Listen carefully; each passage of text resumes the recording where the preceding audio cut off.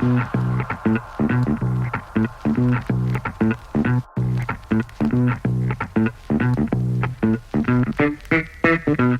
welcome to the Wired and Rewired podcast all about the hit HBO series, The Wire. I'm Chris, and this is my 1,000th time watching The Wire. And this is Ellie. It's my first.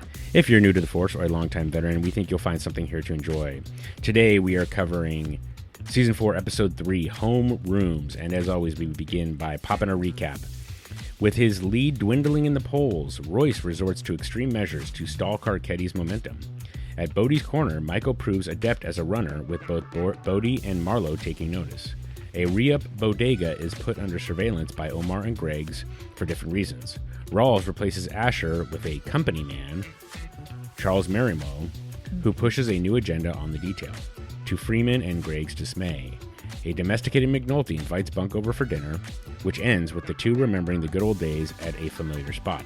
Randy enjoys a productive first day at school, though Prez, the new teacher, isn't so fortunate. Herc reaps an unexpected benefit courtesy of the mayor. Colvin contemplates trading his new job in the private sector for one that gets him back on the streets. The episode was written by Richard Price. This is his third episode. And it was directed by Seth Mann.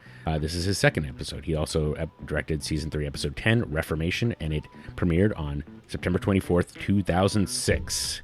All right, Ellie, why don't you kick us off by busting out that epigraph? I love the first day, man. Everyone all friendly and shit. Said by Nene, name and brass. I never...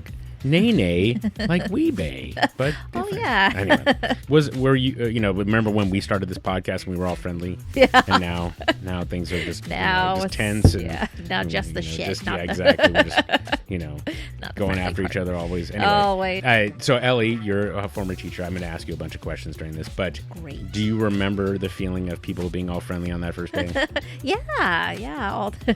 All the hopes and dreams for a great school year. Yeah, for sure. Okay.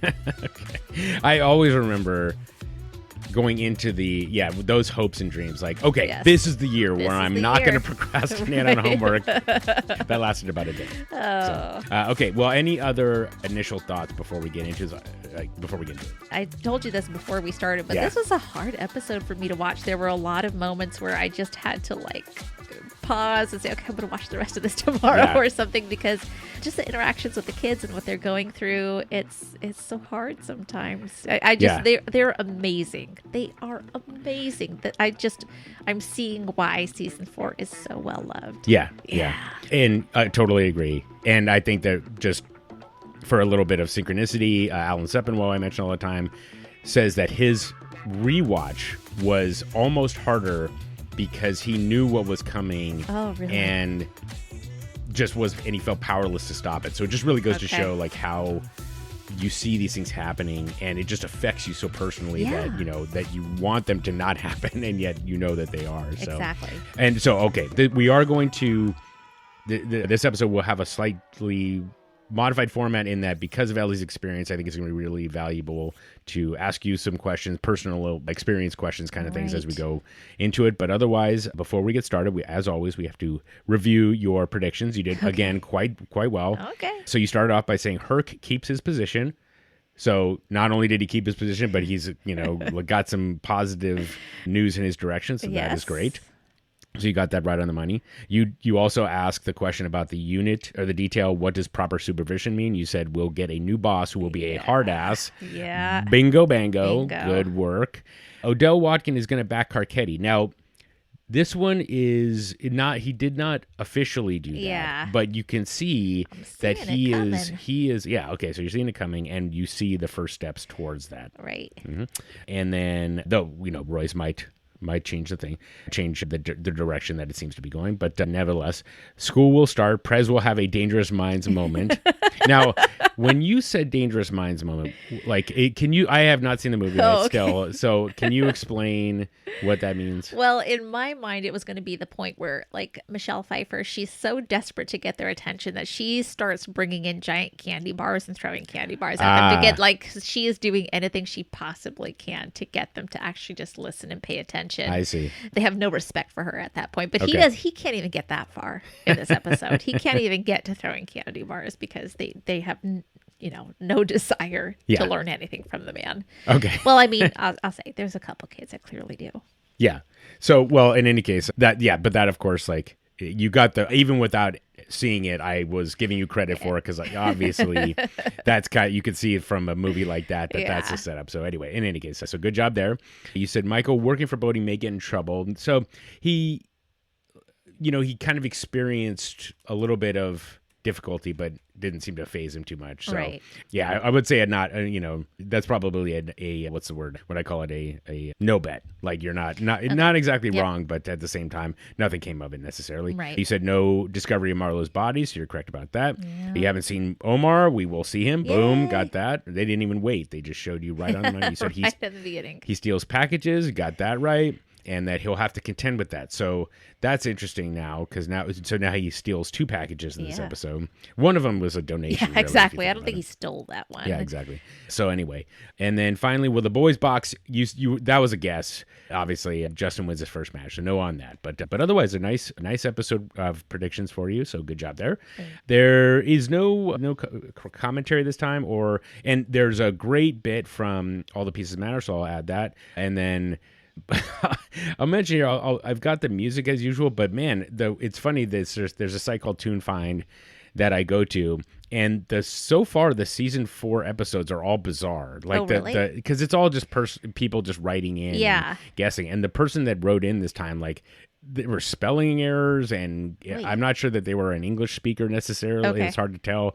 So that part was funny, but I'm doing my best here to try to get this. But that's basically all the references I got. So we can, there's nothing else, we can get started.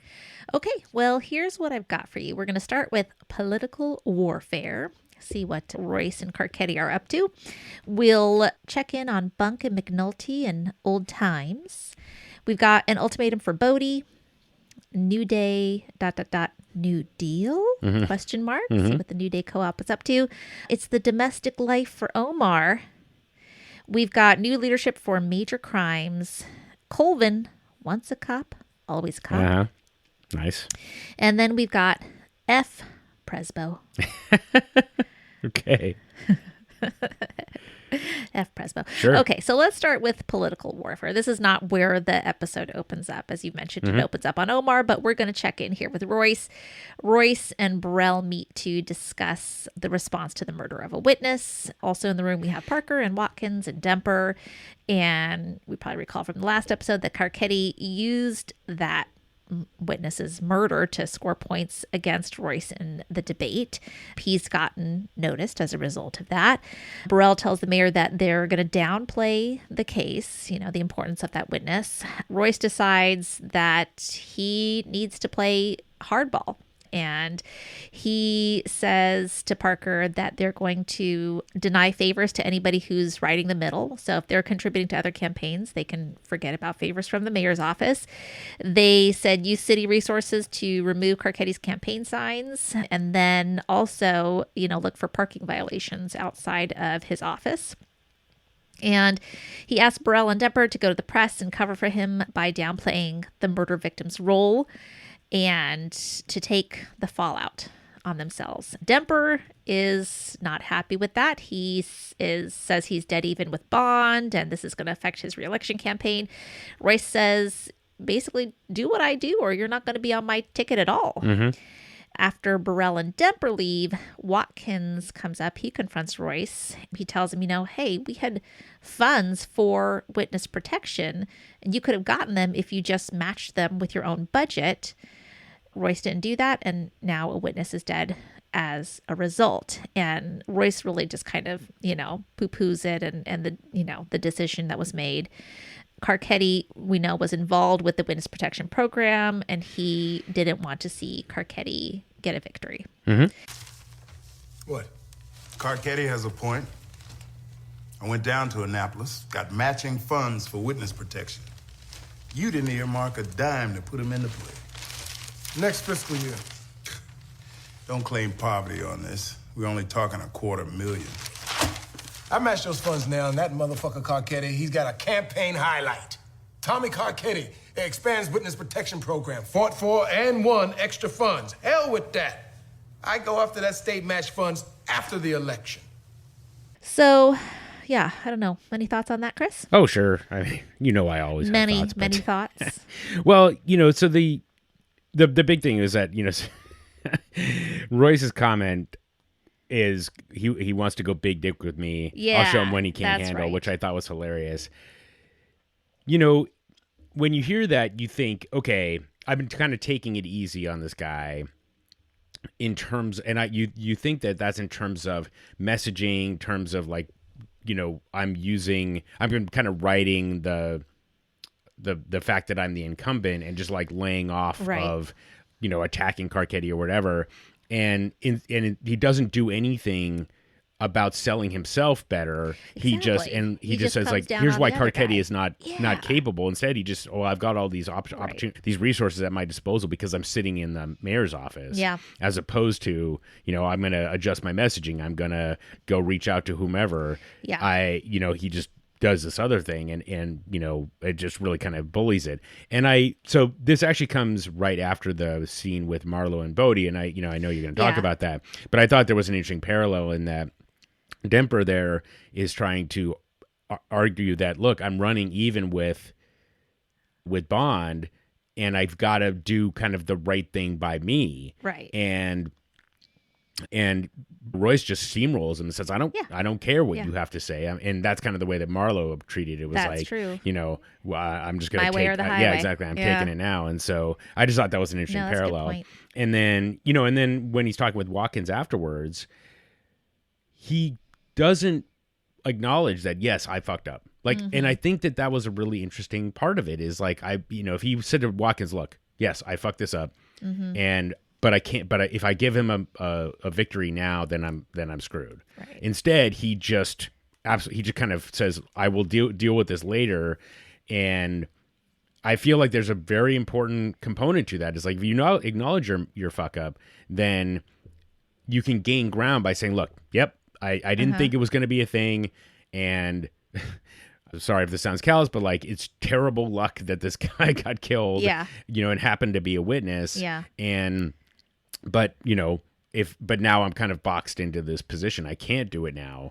But he didn't do that. He just like says, Watkins, your position is invalid. It's not politically viable or whatever. Right. And, and that's it. And so like, and it's almost like he could have said, I think, you're right, Delegate Watkins, I fucked this up.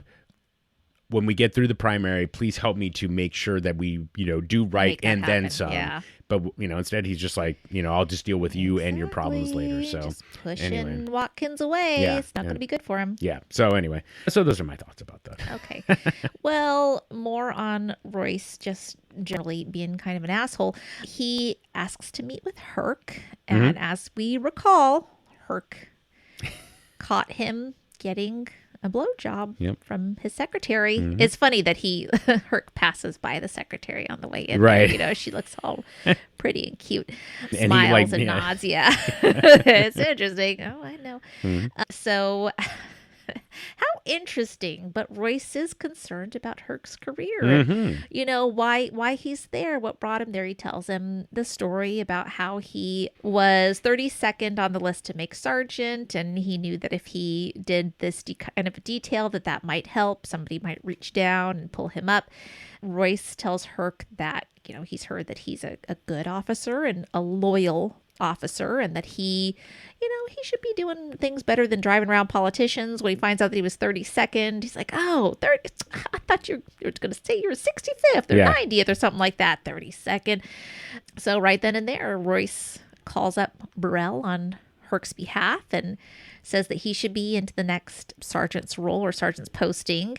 Herc is looking just like pleasantly surprised by this. He's really happy. He is very thankful. He's very grateful.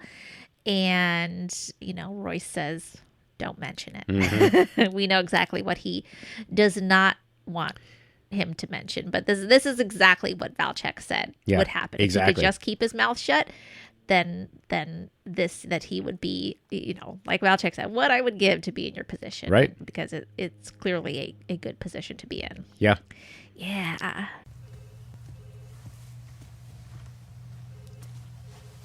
Come in. Where Are you coming in or what? Coming in, okay?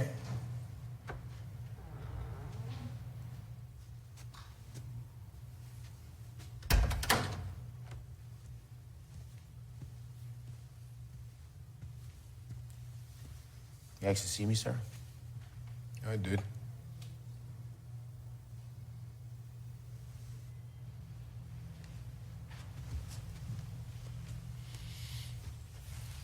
Seeing as how I like to know my boys in depth, why'd you want this unit? Honestly, I took the sergeant's test, scored pretty high, but not high enough. And Lieutenant Hoskins, we went through the academy together. He said that this is a good detail for going up the ladder. I mean, I know you have to do it for a while, but maybe next year, if I do good here, they'll reach down for me. Next year, huh? I mean, for some things, that's a long time to wait. Excuse me? I hear you're a good cop. I also hear you recognize who your friends are and that you're loyal to them. Did I hear all that right? Absolutely. Where are you on the list? 32. They took 15, but... I thought you were gonna say something like 60, you know, 95. Hey, let me call my man, for real. No need in wasting good police like you chauffeuring around politicians. I don't even know what to say, Mr. Mayor. This is unexpected.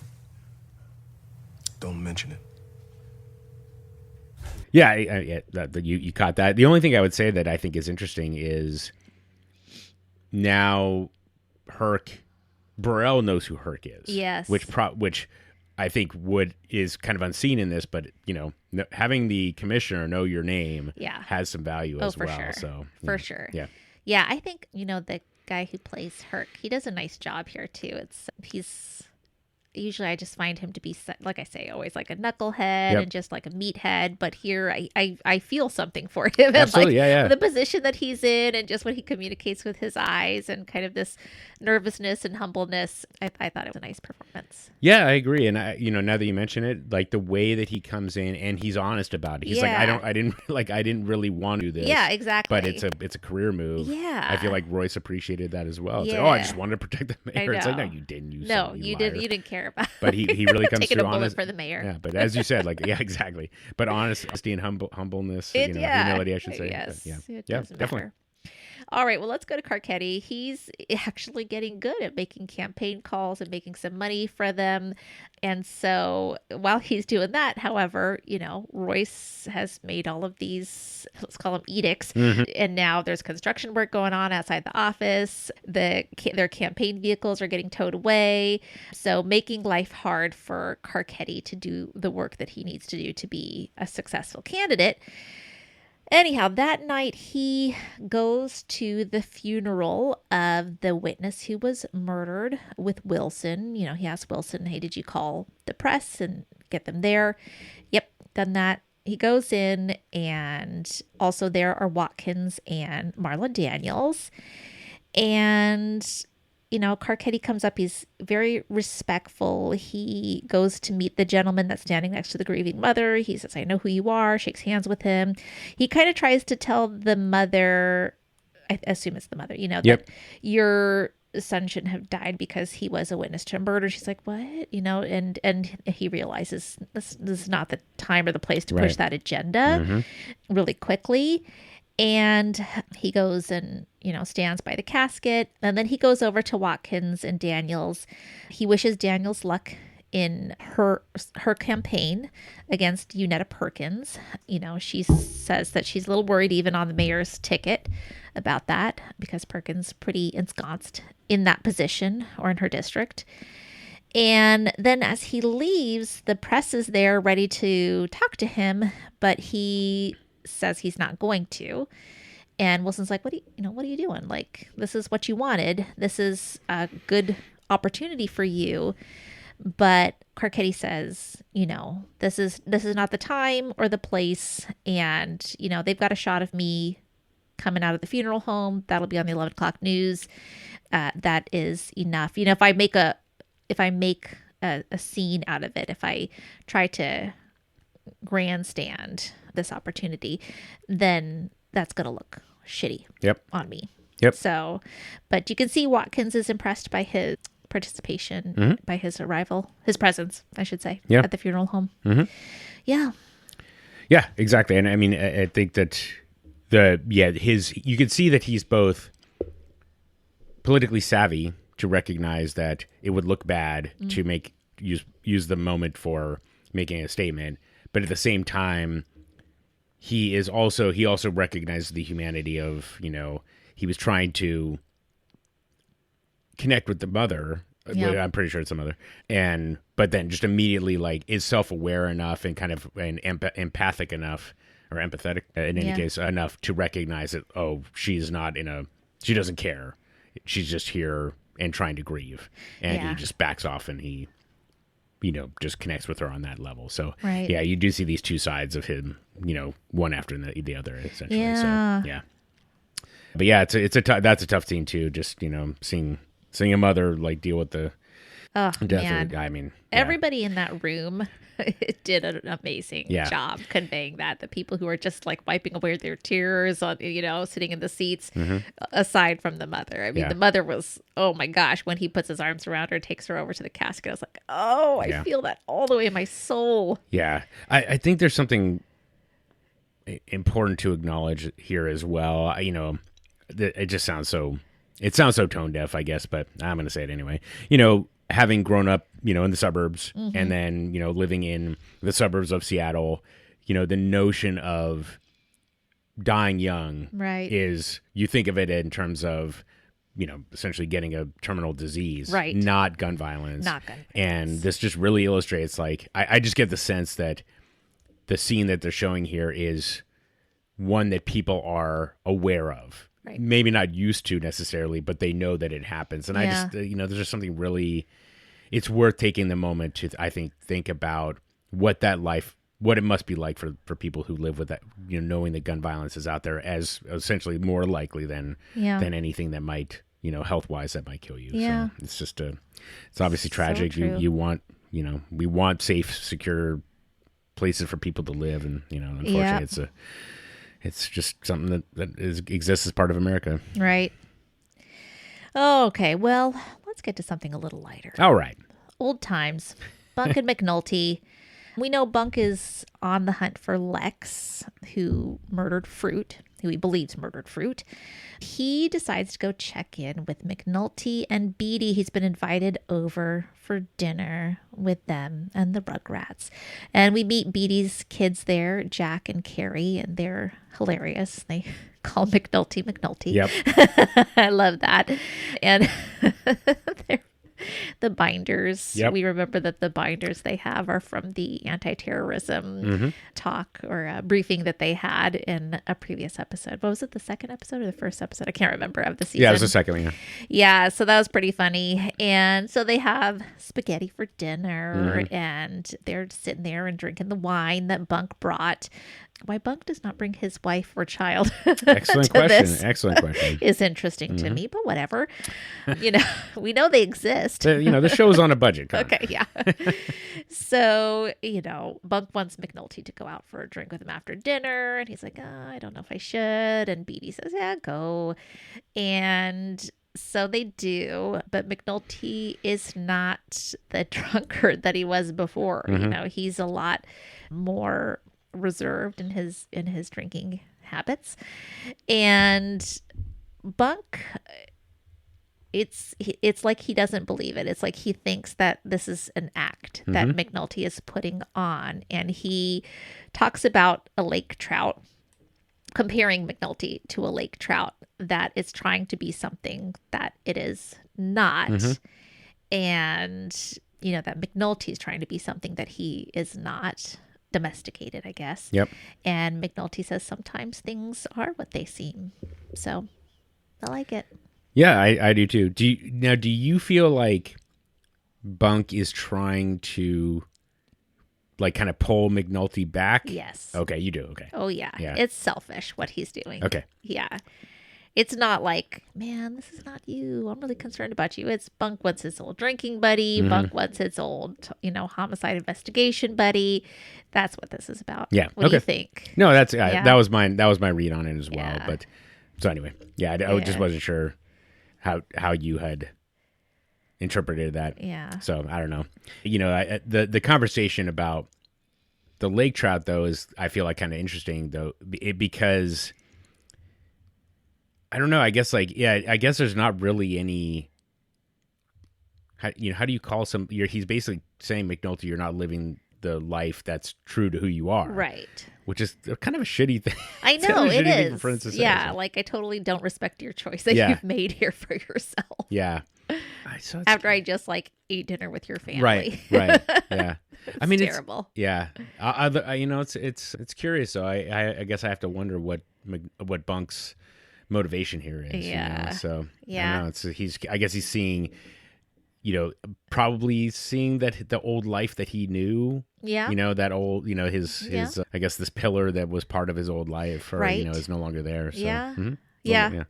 Yeah, I mean, I remember when I was in my 20s at my best, going out, clubbing, drinking buddy, and she got a boyfriend that she was always spending time with. And I was just like, I don't even know you anymore. I was like, wow, Ellie, you are being super selfish right now. Yeah. That was all about me.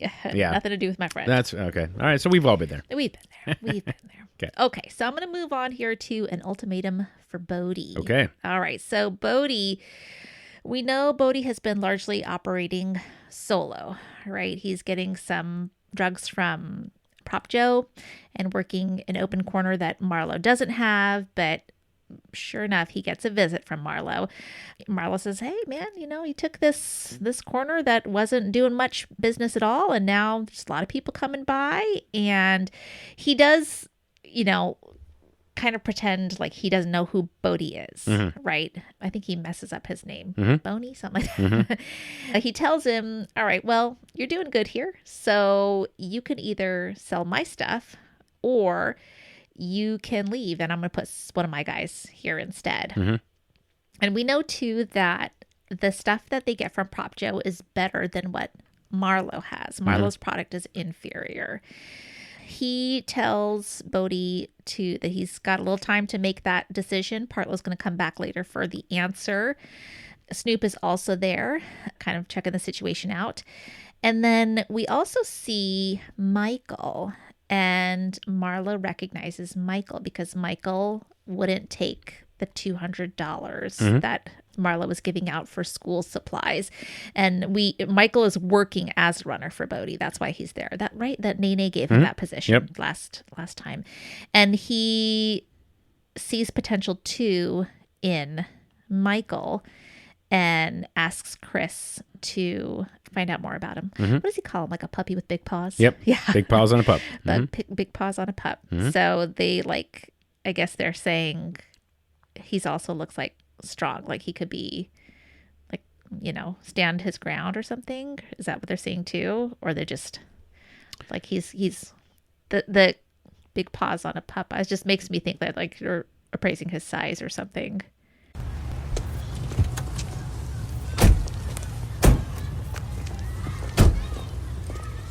It's my boy, right? Ain't take no handouts, but he working for it. See what I mean? These niggas made a little something out this corner. Now, hold on, son. We just talking now. All right? Man, y'all did good with this spot. You were right for hustler. What's your name again, man? Boney? Biddy? What was it now? You know my name. Yeah. But now here's the thing. This spot all built up and shit, we need it, yo. Yeah. What? Two choices. Start taking on packages or you can step off. My man Chris gonna holler at you, all right? And you tell him what it need be. Don't wait for the pandemic, it's right here, y'all.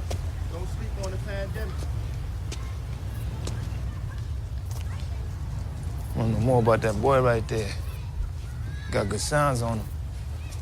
Big paws on a puppy, huh? Yeah, big paws on a puppy, to a T. Black tops before you flop.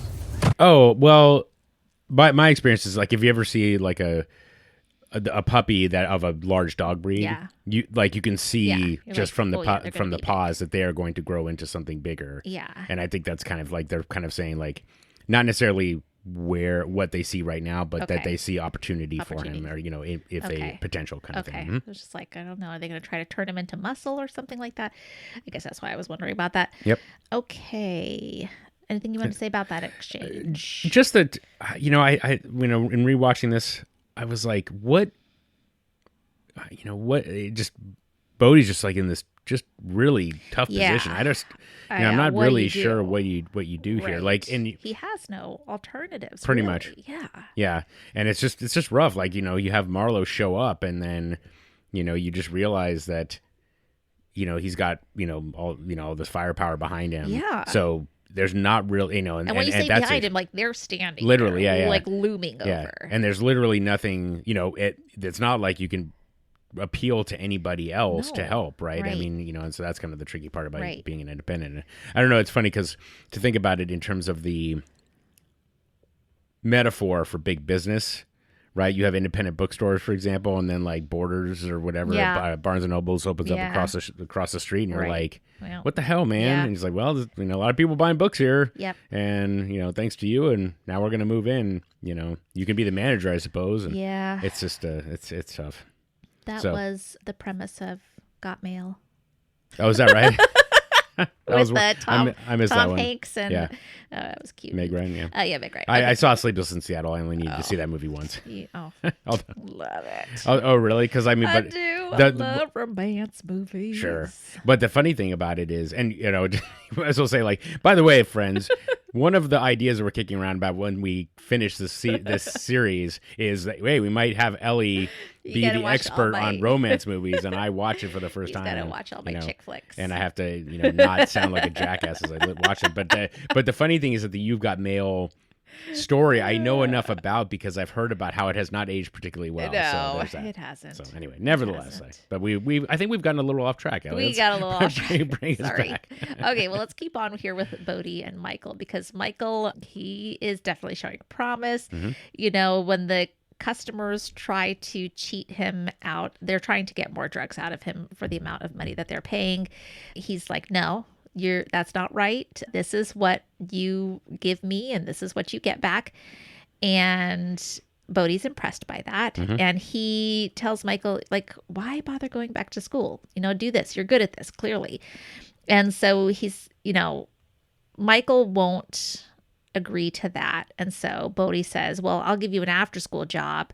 But Michael just walks away. Mm-hmm. And we see later, too, Michael is not just taking care of himself. He's got a little brother that he's taking care of. So that's a big portion of it. We find out. Nah, I paid for 3 pills. Look, blue shirt gets 2. Nah, I get 2. White shirt gets 1. Cheap motherfucker. I get 4. Look, blue shirt gets 2, white 1, no shirt 1. Y'all can take what y'all paid for and walk away, or just walk away with nothing. Motherfucker refund. No, nigga, I paid for 3. You need to rethink what putting a hand on me's gonna get you. You could thank your friend here for snatching away y'all highs. Yo, hold on.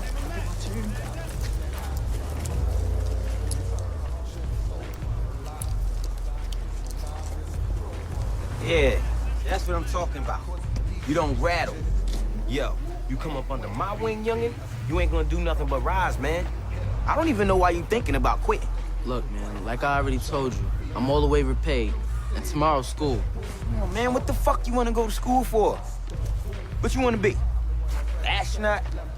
A dentist? A pay lawyer, nigga? Look, check it out. Why don't you just come down here after school and just work these rush hours for me? How about that?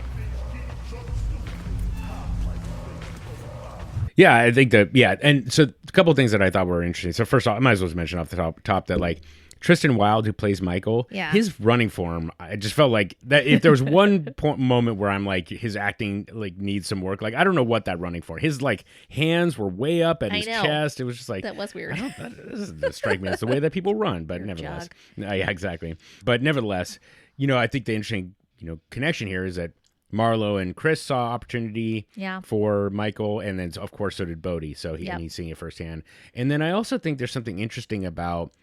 I feel like this is the first time where we really, other than that very first scene in season 1, where D'Angelo schools Wallace on how to serve customers, where you see this kind of connection again. Like, so little Kevin gives the signals to Michael. Michael goes and gets the drugs, and then he hands it back out. I don't think we'd ever really seen that direct interaction before. So I just thought that part was interesting, and it kind of shows that it's like simple enough that most people could figure it out. Yep. And of course, like if you don't have any other prospects, it's like, well, these guys are willing to pay me, so if I can get enough money to pay for school clothes or whatever else, then all I have to do is be able to do this relatively simple function. Right. And so all I have to do is be willing to go to jail for it, essentially. And most I think, again, like kind of connecting back to the gun violence, like most people are, I think, in that situation probably assume that they're, that they're running the risk of that kind of just by living their day-to-day lives, unfortunately. So, so it's that part's not a big leap for them. So anyway, I just thought that was kind of interesting. And then, of course, as you said, Michael is willing to do this work for a short time to pay off debt, but then he's not willing to go further than that when he doesn't have to. Yeah. Mm-hmm. Okay, so let me see here. Oh, I'm sorry. I'm sorry, but I did want to just also mention that Bodie's sales pitch is just crap. Yeah, like I know. Like we talked about like this shit sandwich before, and he's like, "Hey man, you've got potential," and then it's like, "But your dreams are shit." Like, why are you trying to accomplish here? And it's like, well, maybe he does want to be a lawyer. Like, don't shit on his dreams as a part of a way to get him to go work for you. I know. So anyway, that's so true. Yeah. Okay, so last bit here on Bodie, he meets up with Slim Charles and tells him what's going on. I guess Slim Charles is not really his. I mean, he says to him too. He's like, I had no muscle. I had nobody here with me. I mean, I don't know what Slim Charles's role is. He's like just like a liaison between guys like Bodie and Prop Joe now. He's just a supplier. He's just a supplier now. He tells him, and I feel like Slim Charles, what does he eat? Slim Charles is kind of like, well, it's a terrible idea. Am I remembering that right? Mm-hmm. Okay, so that was kind of his attitude about it. But Bodie has decided he is not going to go for it. He does not want to he's going to go against Marlo's attempt to take over his corner. Is that right? No, that's not right. I mean, I don't know that he stayed. He just turned away from Slim. He just turns away from Slim. He doesn't want to listen to what Slim's advice is in this situation. So I guess we are not necessarily sure that he's going to refuse Marlo. We don't know what he's going to do. Yeah. Okay. Exactly. Yeah. All right. And if I take his weak ass product, that means I'm gonna be making less money. You know what I'm saying? Only reason I can bring any life to this strip is because of the good shit that y'all was giving me. And then I'm standing here like an asshole holding my Charles Dickens because I ain't got no muscle, no backup. Shit, man, yo, if this was the old days. Yeah, now, well, the thing about the old days, they the old days. People aren't working with now. So you want to bump with Marlo over real estate. You on your own. But if you want my advice, I don't, man. I don't. Bodie. Yo, Bodie. Yeah, so as you said, like, so Slim is essentially a, counselor or somebody that Bodie has trust with, but he's not directly involved. And, we learn about that more in the co-op about how Slim was supplying to these independents and Marlo just went in and took him over. So it's curious to know, like, what that means to be an independent versus being part of, like, the Slim Charles organization or whatever, that kind of thing. But, yeah, I wish we had heard what Slim's advice was. Yeah. I don't know what that was. So I'm trying to look for that in the transcript, actually, and try to find that area because I was like... So Slim is saying, so you want to bump with Marlo over real estate, but you're on your own if you do that. Yes, like you're on your own. Slim's not going to back him up. Okay, but he doesn't have a chance. He says, if you want my advice, I don't. Okay, yeah, exactly. That's what happens. Yeah, exactly. Right, yeah. So. Yeah, and that's it. And so, but I was curious, like, I don't know, like I it kind of feels like his advice would have been, might as well just go with Marlo. I don't know. That's the thing. It's like, it's tricky to figure out. I mean, or it could have been, look, man, you built this up here when it was nothing. So have confidence in yourself and go somewhere else and build that up. Right. Good work. Could work that way. Yeah. And so, I guess just to go back to a little bit to when Marlo showed up, he said, look, we'll see how it goes. But it's like, if you're going to muscle me out, then you're going to give this over to somebody who's not as good. And you'll be coming looking for me anyway when you need somebody who can sell better. Right. And so kind of put it back to Marlo, be like, all right, well, I'll go do this. I can do this business on any corner and make any corner successful, essentially. Yeah. And so anyway, but we'll see how that all works out. Okay. Well, let's get now to, the New Day co-op. Mm-hmm. New Day, New Deal, maybe? Okay, so they are having their meeting in the conference room of a hotel. Again, just super civilized looking. Yep. And nicer than the last one, I think. I think so too. And so they're talking about what's going on. They have two different issues. They have Marlo, who is spreading into new territory, as we've seen with Bodie. And, he's pushing all the independents. Somebody says, I lost 3 crews there. And then the other problem is on the east side, they've got drug dealers from New York coming in. And, they say, the New York boys ran off most of Delroy's people. So this is problematic for all of them. And so they decide that they need to do something about getting Marlo involved with the effort against the guys from New York. Mm-hmm. So they do know that Marlo is hiding bodies. So the cops don't know that, but they know that it's happening. Mm-hmm. Slim Charles is there. He tells them, the way that they're doing it is hiding them in the vacant row houses, which we've seen. And he, Prop Joe says, oh, maybe I need to try to talk to him. And Slim Charles is like, I don't see that happening, or I don't think you're going to be very successful. Bell tried and it didn't do any good at all. So I guess we'll have to see what happens. But we remember that when Stringer Bell talked to him, he had zero interest in partaking. Right. Even though, he did the whole talk about like, who owns that house? So it's in your aunt's name, right? Yeah. Didn't seem to matter to Marlo. Yep. Yeah. And so just the other comment from Slim that is a callback to what Stringer said was that Slim was saying, all this talk about territory doesn't matter as long as people are taking your product. But if they take the territory and don't take your product, then you're in. And that was Slim's pitch as well, or Stringer's pitch as well. So, that part was interesting. So, but you kind of laid the groundwork to, and actually Prop Joe was making inroads with Marlo at the end of season 3. Yeah. Right? They wanted to, he was talking about parlay, and as long as Avon could keep, or Marlo could keep his corners. Yes. But then once Avon went down, then the war over the corners was no longer a thing for Marlo, so he could just stay independent or stay on his own kind of thing. So, Yep. So, I guess but the New York thing is interesting. And just to touch on it a little bit more, we've talked about New York and basically being a source for drugs. Yeah. So it is interesting. I'm guessing that because although it's East Side, because I was thinking about with Avon and the Barksdale organization going down, like why didn't they go into the West Side where there would have been like one less player to contend with? So that part is curious. I don't know if there's like if there's a geographical benefit to East Side versus West Side, but nevertheless, like.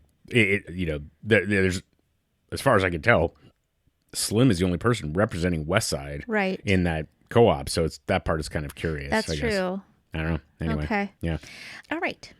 Let's get to Omar. Okay. The domestic life for Omar. Omar wakes up. He's next to his new boyfriend. He wakes up because there's a loud noise outside his window. Think, is it gunshots? Nope. Just a garbage man. He is fully nude. So he puts on a blue satin robe and pajama pants. He goes to make breakfast, but he finds out that Ronaldo has finished the cereal. He didn't say anything about it. Mm-hmm. Who doesn't hate that? Sure. It's the story of my life in this household. It's always something I want to eat and it's gone. And then they leave the empty box up in there. My kids are just Are they psychopaths? What's happening? They here? are just rude. Somebody else is going to take care of it. I have no idea what that's you like. go to a freezer and then you want to grab a popsicle and it's just an empty popsicle box in there. I have no idea what that's like. My kids always throw the boxes away. Okay, all right. All right, well, Omar says, okay, I got to go out. I got to get some more. He tries to take his gun with him, but it does not really work with his pajama pants. I like how he didn't think to wear different pants. I know. It just, wait, with his elastic waistband's not going to work with a gun. No, so he puts it back on the fridge. He walks to the convenience store. All the way along, you hear, Omar, the warnings ringing out. He gets to the store, no Honey Nut Cheerios, just plain. So he gets that, and he gets his new pose. Not his Newports, his new pose. Right. And again, as he leaves, warnings of Omar strolling. Omar, y'all. He stops for a cigarette, and then boom, his bag appears next to him. It's dropped from a window above. Somebody thinks he's coming for their stash. Mm-hmm. He returns home, sets the drugs on the counter. Ronaldo's a bit surprised, but more disappointed that they did not get the Honey Nut Cheerios. Yeah. And Omar is unhappy because there was simply no joy in taking the drugs so easily. He says something like, it ain't what you're stealing, it's who you're stealing it from. Right. So, yeah. No more Dante. No, we got a new boyfriend. Yeah, there's, I like Ronaldo's reading at the table. Sure, yeah. He's reading a book called Drama City, which is by George Pelecanos, who we mentioned a few times, so that's pretty funny. Yeah, but I love that his first reaction to Omar putting the cereal and then the drugs on the table, he says they know have the honey nut. Yeah, they know have the honey nut. Yeah. And then, but yeah, and I'm reminded, I think about what in last season we talked about this a little bit when after Avon got shot in the drive-by, and how it wasn't about how much money he had and having all the security. It was about, being kind of in the game and playing the game at the highest level, essentially, I think. And this is the same, clearly it runs with Omar as well, right? I mean, doesn't care about getting the drugs and then being able to sell them or whatever he does with them afterwards. It's, if it's that easy, then what's the point? Right. So it's a curious connection that you wouldn't have thought between those two characters. Yep, exactly. Okay, well, Omar and Ronaldo are staking out a bodega, and they are not the only ones.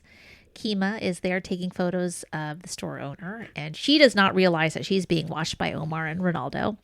You get the feeling that Ronaldo's kind of getting roped into this line of work that Omar is doing, that this is not something that he normally does. They all notice that there is a resupply that's being delivered. There's a man who has a child in the uniform for the local school. Mm-hmm. This is the day before school starts. And so Kima goes into the store to look around. I think she orders juicy fruit. Yeah. Juicy fruit gum, and has to deal with some BS from the store owner, and she takes off. And Omar tells Ronaldo that he is fine with Kima doing what she's got to do as long as she stays out of their way. And she takes off, and Omar says, "Oh, you got to have a little more patience, girl." Because he's that guy that stays and just watches the situation until he figures out exactly what's going on and how he's going to steal the stash. Yep. So, yeah. Yeah, I mean, I think that I took it as like she saw the re-up come in. Yeah. But I think when he's saying more patience, he's saying if you stayed, you would actually see us go in. Oh, yeah. Okay, got you. Yeah, okay, yeah. So by leaving, you're kind of assuming that the stash is safe where it is, and right, right, yeah. And instead, something's going to happen. Yep, we're going to move into that. So I just want to mention one other thing. So Ronaldo sees the camera facing out, and Omar's like, they're supposed to know it's me. I'm my own trademark was a line, which I just appreciated. Is that he just it's his signature style, and again that's the kind of the thing is that by compared to when he's just walking around in his robe, it's just not his style. It's completely out of character, essentially. Although in a way, it all also is completely within character that he just gets people just throw drugs out the window when they hear his name. So, but meanwhile, the what's the word? The scheme that he comes up with is part of the Omar experience, I guess, for lack of a better word. So, Yep. All right. Let's see here. Okay. So they are still waiting on the store, the bodega, and until there is another resupply that comes.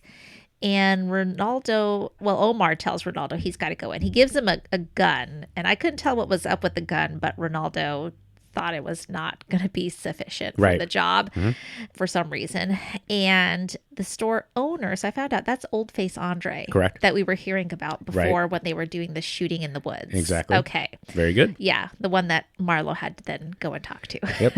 Exactly. Put him in his place. He notices, because Ronaldo tries to stick him up, Andre looks at the weapon and he's kind of like, yeah, that's not going to do anything. He, says that the window that's around him is bulletproof. Omar comes in right at that moment. He fires through the glass and demands that he gets the drugs. And he also wants a pack of new pose. And a pack of new pose. Yep. So, yeah. And before he leaves, he also says, give me my change. And yeah, Omar loves that Andre has been kind of put in his place and scared by this. Yeah. There it is, yo.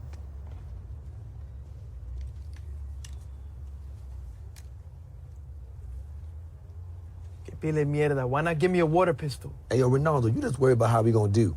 It'll play.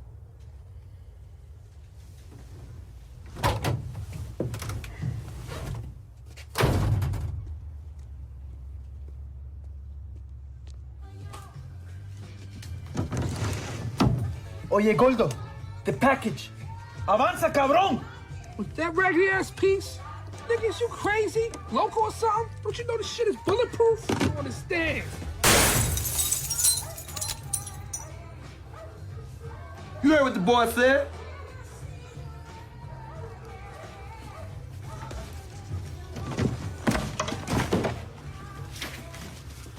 A box of Newport.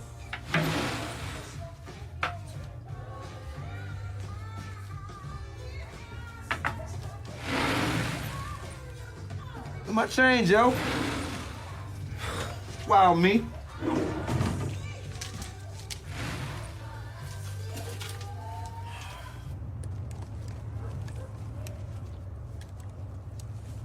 Hey, yo, you see the look on his mug? That's the reason why we get up every morning. I forgot too to mention like the Old Face Andre's comments on Kima being half like half. Would you have one of those half? What does he say? Soul? Half soul, yeah. Yeah. Half Asian, yeah. Yeah. No, half soul, half Chinese types from Vietnam and shit. I didn't even pick that up. Yeah. Oh, terrible. Yeah. Terrible. Yeah, although I didn't even pick that up. Half soul, half Chinese from Vietnam. Yes, that's from funny. Vietnam. That's pretty funny. Yeah. Yeah. I mean, I don't. Somebody and I needs don't, a geography lesson. Well, yeah, and I don't know if is that common? Was that common for the Vietnam War?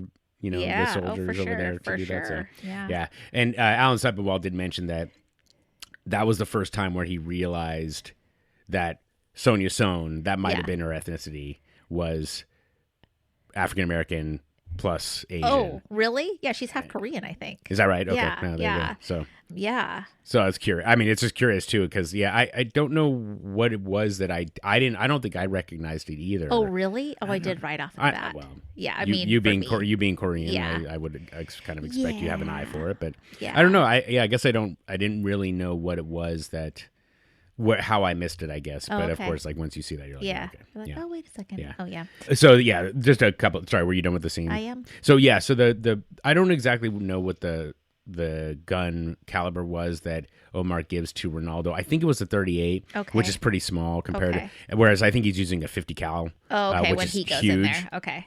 And so of course, like I think the idea was that the 38 was going to distract Andre.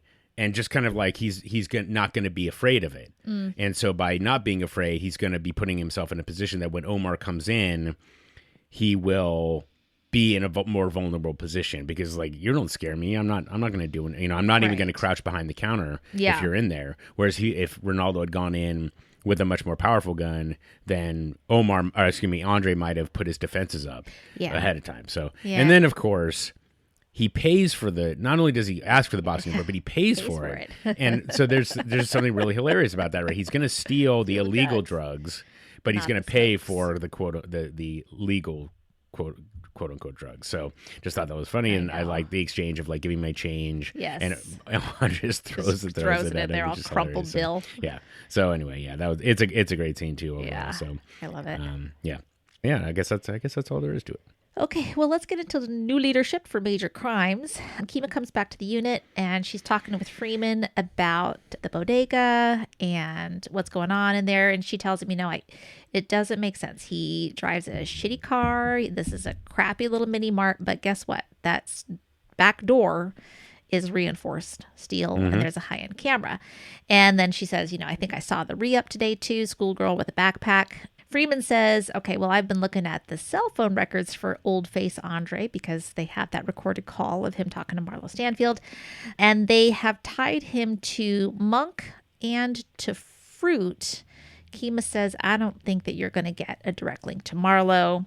Freeman would like to tie Andre to Tote or to Partlow. I don't know who Tote is. I can't remember everybody. I don't think we know. I don't think I think he's just a name.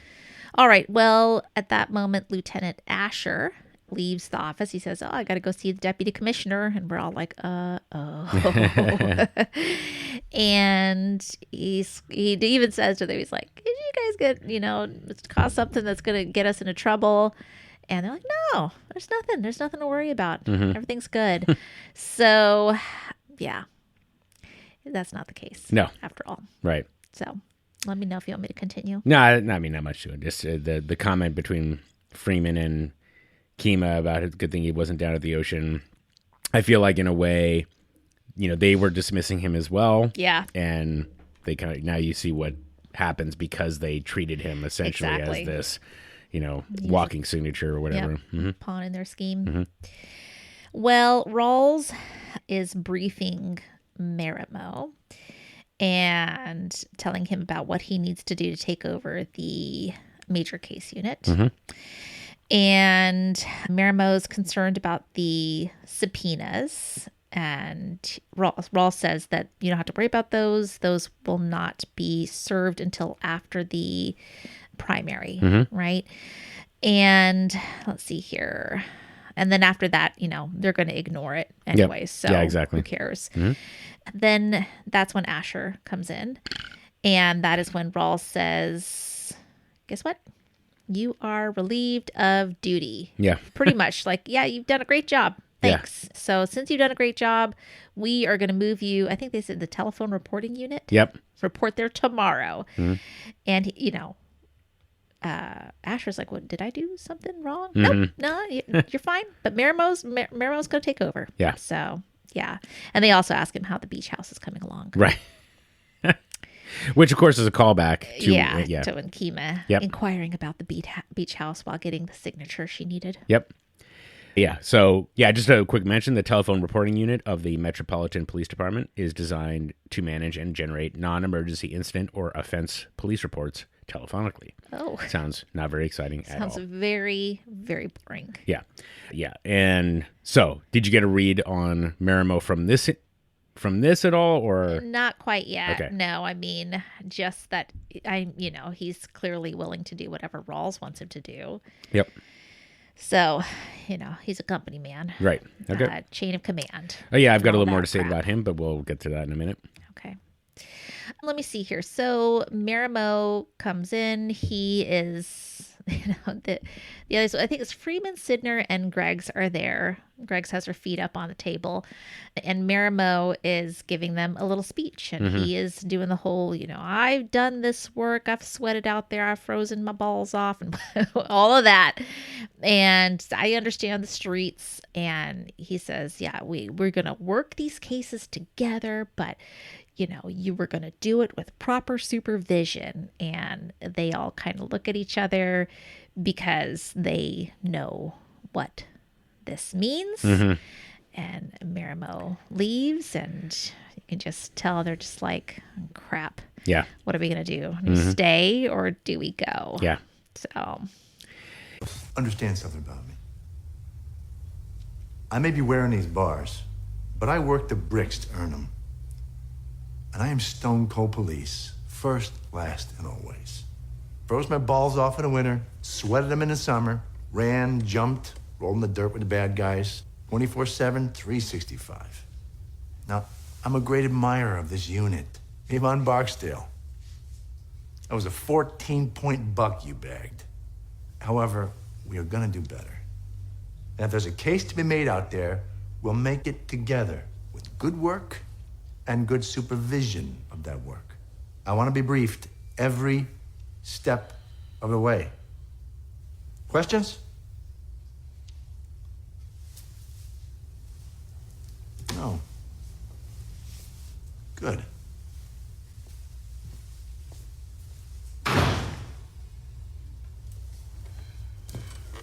Yeah, I mean, it is funny because you're listening to this guy give this, his kind of his CV. Yeah. And you can just tell that it's the way he's delivering it is just, it's not resonating at all. It is not. And even like he's, trying to be like, I admire the work that you guys do and what you got Avon Barksdale, and that's a really big get. Yeah. But yeah. Yeah. So that part is it is curious, of course. Yeah. And it's see-through. Yeah, exactly right. Exactly right. So it's almost like, we'll talk about Prez's like intro before, Prez tries to make a joke, which we'll talk about, but this is his intro, and it's kind of feels like it just falls equally flat. Yes. So yeah. Agreed. So I don't know. You're taking over. Maybe that was an impossible sell, but he does the worst possible way of. He does, and it only gets worse because they're in his office to discuss the Stanfield investigation. He asks why Massey's not there. I was wondering the same thing, actually. And Sidner says, she worked the wiretap overnight, and so they must have some kind of agreement that she doesn't have to come in the next day because she probably needs to sleep. Right. And Marimo says, well, let her know that meeting attendance is now mandatory. And he expresses his concern about having Marlo Stanfield as a target. They try to tell him, hey, he's got most of the drug corners in West Baltimore. He's a comer, I guess. Like, he's getting bigger. And Marimo says, well, where's the bodies? This is a big guy and there's no murders going on. That's not a good use of our time. It's not efficient. It's not a good use of our resources. And so he says, we got to get this many cases per month now, and tells them that they need to shut down the Stanfield wiretap. And Freeman pushes back at this point. He says, you don't decide when the wiretap's done. A judge decides when the wiretap is done. And Marimo tells him, well, you're going to have to talk to Rawls. So... Why isn't Officer Massey present? Working overnight on the wire. Attendance at all office meetings is not mandatory. Inform her. And this Marlo Stanfield, is the best we can do? Sir? This is the guy we're wasting months chasing with a wiretap? We could be out on the street doing a dozen other different things. Stanfield is a comer. He's got a lot of West Side real estate. How many bodies on him? He fought a war against the Barksdales last year and dropped a few, but nothing recent. Nothing recent. He owns West Baltimore, but with no bodies. Oh, maybe it's just me, but in 18 years out there, I have never seen a carnivore eat a carrot. He's been quiet for a time. For a time. This city's up to its hips in blood, and you are sitting on one guy with a history. Okay, here's the new world order, guys. I want good, quick rips. 6, 10, 12 felony cases a month. That means no more long-ass wiretaps, no more subpoenas, no more mincing around on shit. We get out on the street, we come back with stats. Barksdale case is closed. When a Stanfield wire comes up for another 30 days, we close out on that as well. Understood? To hell with this. We got a wiretap up, and a judge decides when it comes down. Well, Detective, the deputy ops is going to talk to you about that. He does. And I'll tell you about that later. Okay. Yeah, this is where... Tell me what you want to say. Yeah, no, well, first of all, just the comment that everybody all friendly and shit on the first day. Marimo, trying to be like this good guy, nice guy. Everybody likes me. Yes. Not so much anymore. And so I wrote down, I hate this motherfucker. God, even though I know everything about him, it's just like, God. So also funny is that he is played by an actor called Boris MacGyver. So of course I had to say Boris. Why always Boris? But then there's this one funny thing, which is, so Marimo has the right idea, right? He's like, there's no way that Marlo has all this territory without bodies, right? And yet he doesn't think, wait, something's not right here. Basically the same thing that kind of Freeman has been kind of toying. If he had said, wait a minute, how is this possible that he has all this territory and not any bodies associated with it? Something's got to be up here. Instead, he's just like, no, we're going to completely change course. Yeah, you're right. It doesn't make sense. Whatever. So, right. Who cares? Right. Yeah. So, So anyway, it's, God, man, you go from, I mean, not that he was likable to begin with, but man, now it's just like, you just hate this guy. Yeah. He's terrible. Yeah, he's pretty terrible. much. I'll also mention here that Marimo was the name of one of David Simon's editors at the Baltimore Sun. David Simon defends to this day that he did not mean anything, like he wasn't making a comment about this guy that was his editor by using this name. Okay. But it does seem kind of somebody's subconscious was working overtime. Interesting. I think, so. Anyway, yeah. That's all I got. All right. Well, next up we see Greg's at, where is she? At She's at the Daniels, Western. Yeah. She is meeting with Daniels. Yeah, we see her because Carver walks by. I was like, hey, exactly. Kiva. And you, from their conversation where we come in on it, you realize that she is asking to come to the Western, just like McNulty did. And he said, I can't take you back here. This is a step down. You know, I'm the one that brought you out of the Eastern because I thought you were so good. You got to move up or you got to move lateral. And he says, let me talk to some people. Let me figure out what's going on here. And, ooh, did you hear that thunder? Oh boy. Holy smokes. Okay. It's thundering and raining out here where we are. It scared me. So anyhow, that's where Kima is. And then we'll see where Rawls is, unless you want to say anything about that.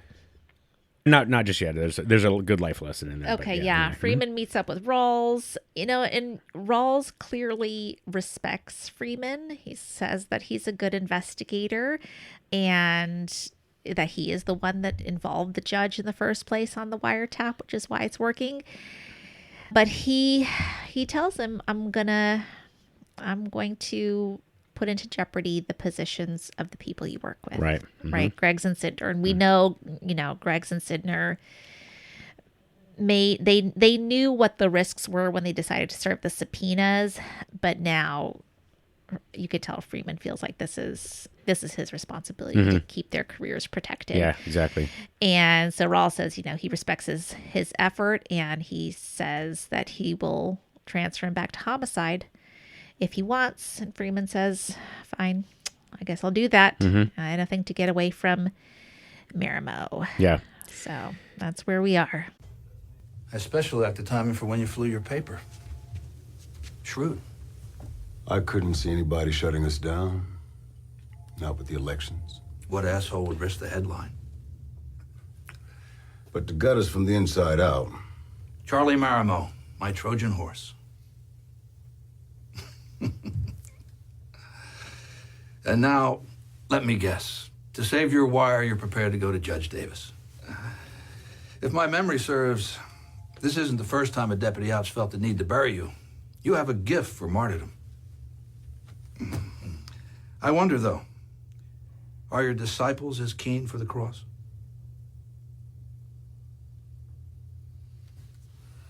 In your final court report, it would be prudent to tell the judge the investigation hit a dead end.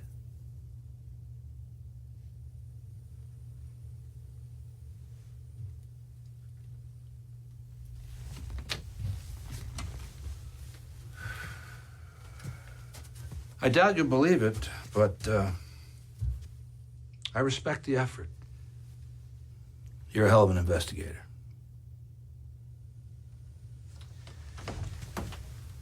It would be too much to expect you to serve under Lieutenant Marimo. That's a virus. Homicide, then. That's you, right? Yeah. I know it's hard right now, Detective, but try to think on this as a favor. Yeah, I don't know when Rawls learned to leverage, essentially threatening the people that are close to these guys. But, because McNulty, for whatever reason, just didn't...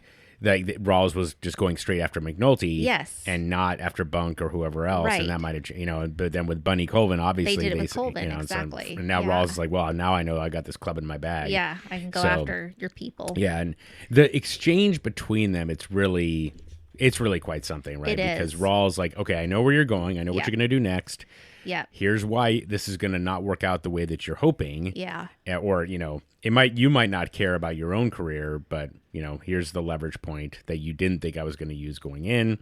So then, of course, like Rawls also recognizes that he doesn't want to lose Freeman. Yeah. Right? Because losing Freeman means losing somebody that might help Rawls in the future. So, of course, that's how Rawls kind of turns the whole situation around. Right. I think it's kind of interesting how Freeman being handed this lifeline just looks like he kind of hates the fact that he's going to owe Rawls at all. It's kind of crazy. Oh, so. God. Or not Who crazy, would but want to owe Rawls? Yeah, exactly. So, so that part's pretty brutal. The whole scene itself, just expertly acted, of course. And, and Rawls, like, he has all the cards. Yeah. And Freeman just knows that he's over a barrel, and he's like, all right, well, what's the best I can get out of this? And he does quite well, really. He does. I know, but it's so sad because for me, at the beginning of this whole series, I love the putting together of the team, right? The dream team. And here we are seeing the dream team completely, piece by piece. Somebody went away, somebody, was fired, somebody went into another position. And now it's like there's no more major crimes unit. Right. They're all gone. And it's so sad. And then it gets even worse because then Daniels goes to meet with Rawls on Kima's behalf, and he asks, she needs a home. She's a good cop. Could you take her into homicide? She'd be really good at it.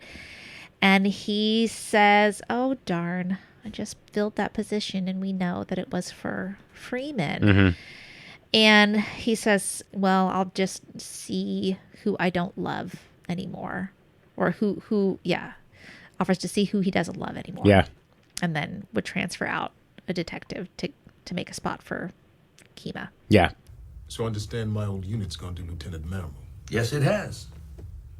So that unit is... Yes, it is. It's a shame. I need to ask if you can take care of my girl Greggs. She's a good cop looking for a home, and I think she'd be a natural homicide. Well, there was an opening. Oops. Just filled that last night.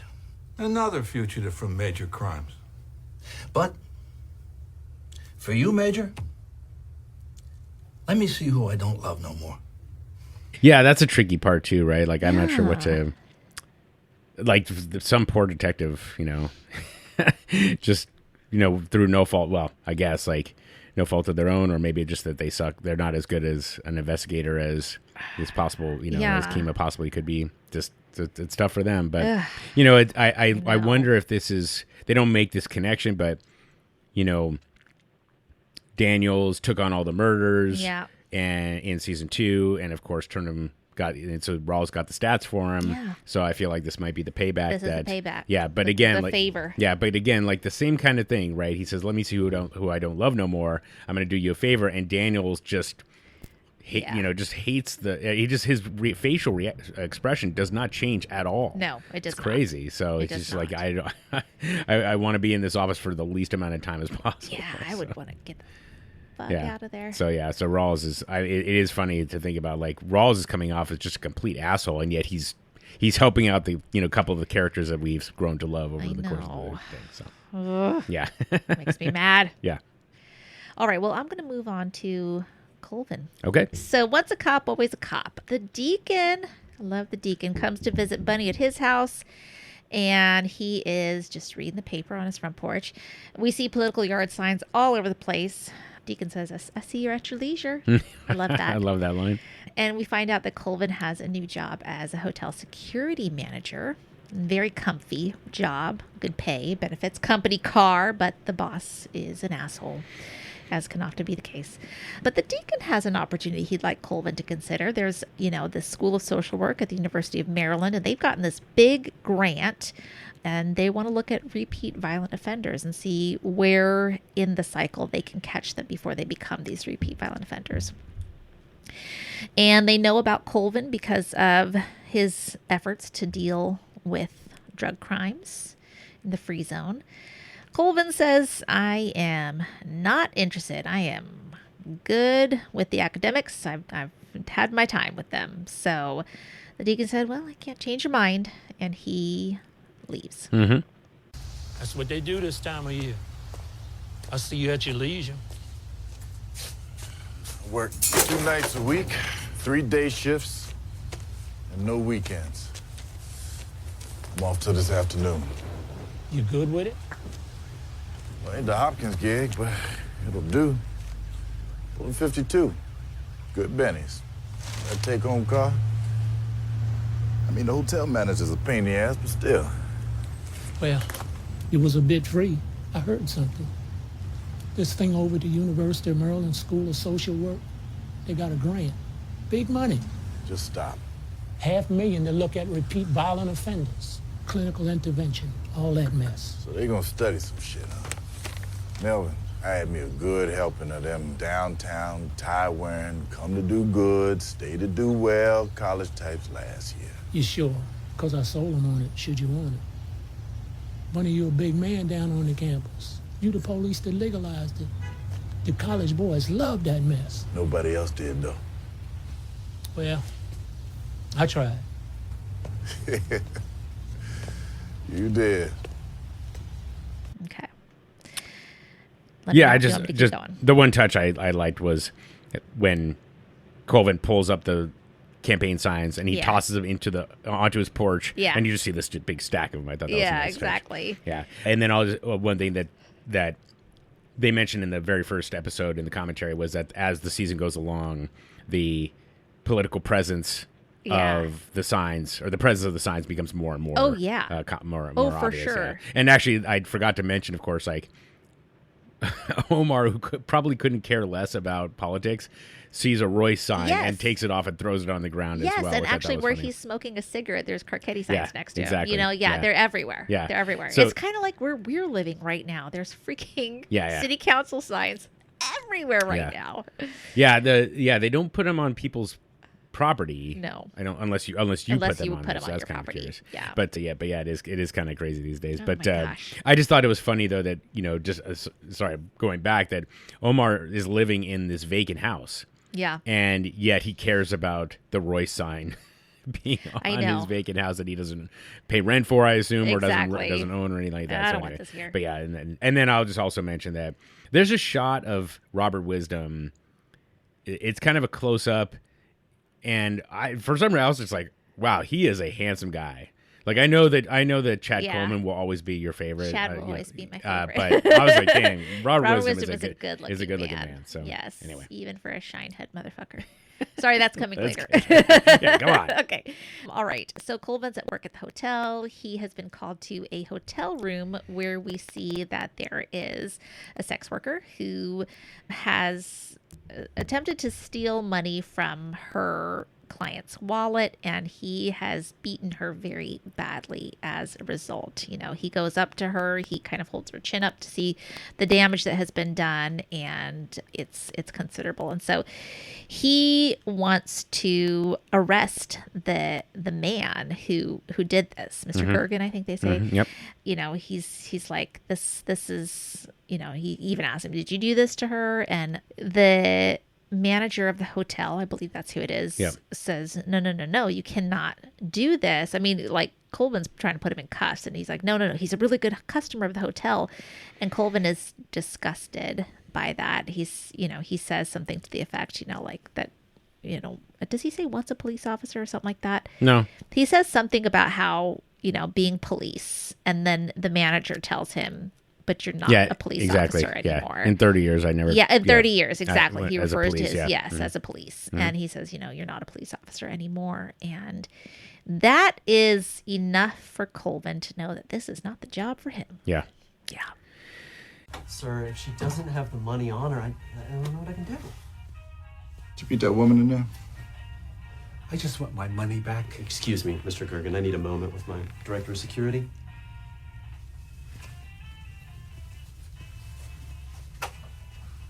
She presses charges, I'm cuffing that motherfucker. Mr. Colvin, this is a delicate matter. Delicate shit. Mr. Gergen represents a national consortium of convention planners, and he's been a friend of the hotel. Mr. Colvin. Mr. Colvin. Now, you took his cash, and he beat you good, huh? How much he beat you for? How much?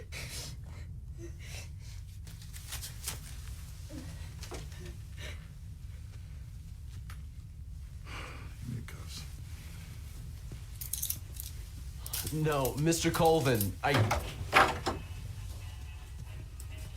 The fuck is this? She steals my money, and you're gonna lock me up? Getting charged with assault. It'll be you all want right, to charge sir. her with the theft? I'll put the cuffs on her, too. But you in the wagon, shit, bird. Mr. Colvin, this is not acceptable. No, he's going in the wagon. Mr. Colvin, I have to insist. 30 years a police officer, I never took cuffs off a right charge. Ain't about to start now. You're not a police officer, Mr. Colvin. You work for us. Yeah. So just mention that we have our killer cameo section, which we'll talk about. But yes. I was like, the manager to me was like the opposite of killer cameo because I could not stand like his delivery of some of the lines. I was just like, holy crap, dude. It's true. He just kept like, I don't know what. I mean, he just was not in the right spot. I don't know. This was not the right job for him. This is not the right role for him. No. So anyway, so I thought that. Yeah, and so it's a just a tragic scene, really. I mean, obviously all the way around, like you have this poor woman, okay, she's stealing from the guy, but anyway, it's just a kind of a grotesque scene all around. So, just the fact that the Mr. Gergen he's just like this kind of just gross looking dude. I mean, sorry, buddy, whatever your name is, but he's in his belt, no shirt on, just absolutely no muscle definition or nothing that would be visually appealing. And, but of course, like he's bigger than this woman. Yeah. And the amount too, like, he asked her like how much it is and she just like throws some bills across. Right. Like it's not like thousands of dollars or something that he's beating her down for. Right. Exactly. So it's, exactly. It's the principle. So it's just rough. So anyway, I guess there's not much to it beyond that. So. Okay. Well, let me see here. Sorry. No, I would just, but of course, the lesson here is that the private sector only cares about justice and fairness when it's in their best interest. Yeah. So that's the lesson there, as opposed to Colvin, who wants justice and fairness as basically a part of living your life, essentially. Yeah. So, yeah. Okay. So, okay. Sorry, that was last. Yeah. No, that's good. So Colvin and the deacon are meeting up again. The deacon realizes that Colvin doesn't have the company car anymore. He tells him he quit the hotel job, and so now that opportunity to work for the school that has a big grant is coming into play. So Deacon takes him to meet with Dr. David Parenti, who is there at the School of Social Work and who is the one who has the grant. And he tells him in kind of flowery educationalese, it seems like, that he is trying to get a target group and work on them to inoculate them and prevent them from being repeat violent offenders. Colvin acts like he doesn't understand what's going on. The deacon is kind of translating for him. And, he sass, they want you to be a field researcher finding the subjects for the study. And Parenti is looking for 18 to 21-year-olds because that is when there's a peak in violent behavior. Colvin and the deacon asked to speak privately. They go out there and Colvin's like, I don't even understand what this guy is talking about. Deacon's like, you're fine, don't worry about it, you'll be fine. And Colvin says too that 18 to 21-year-olds is just too high of an age. They're too old at that point. And the deacon says, well, you tell them that, you help them understand that. He's like, well, maybe if it's 50,000 and this and the company car. And the deacon's like, well, maybe you'll get a bus pass and $30K. It's because that's, working in academia. It's for a grant. Yeah. But I guess it works on him. With this grant, the mandate is not only to rethink the way we utilize institutions, but to help us start getting past having to rely on jail and drug rehab as our only responses. We're looking for a specific target group to inoculate, epidemiologically speaking. Doctor, pardon me, I'm not an academic, not by a long shot, but what exactly are you saying? He's saying he's got a lot of money to come up with some way to go at those boys out there banging on the corners. That's what I mean, yes. Yeah, so where do I come in? Well, if the salary arrangements are suitable, your duties would be to perform as a field researcher, a liaison operating in the urban environment. You go out in the hood and get him some corner boys to mess with. You see, this is why I need somebody like you to be paired up with me. I go out there my own. And they say you're tenured ass for parts. So many words. Anyway, we're looking for 18 to 21-year-olds. This is where we see the demographic peak in violent behavior. You excuse us for a minute?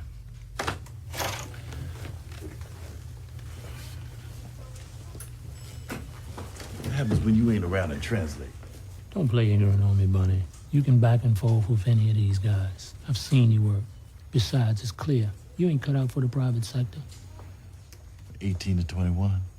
By that age, they're deep in the game. He's fucked on that. So show him. 50,000.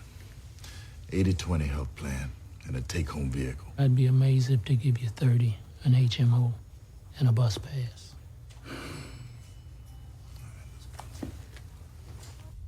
Yeah. Oh, yeah. Not much to know. Okay. Otherwise, yeah. Mm-hmm. All right. Well, he goes to his old district with Parenti, and Carver's there and lets them interview one of the prisoners, Sean Williams, and they bring in Sean Williams and they immediately cuff him to the table, which is not a good sign. Right. And Parenti is taking notes, and Colvin's kind of standing and chatting with him. And Williams is he's an angry guy. Oh, yeah. And to get him talking a little bit, and really this is Colvin's plan, to get Parenti to understand what these guys are like at this point already at 18 to 21. He says, how would you react if your sister got beat up? And of course he asks, which sister? Yeah. So, one had it coming to her, the other one, okay. Yeah.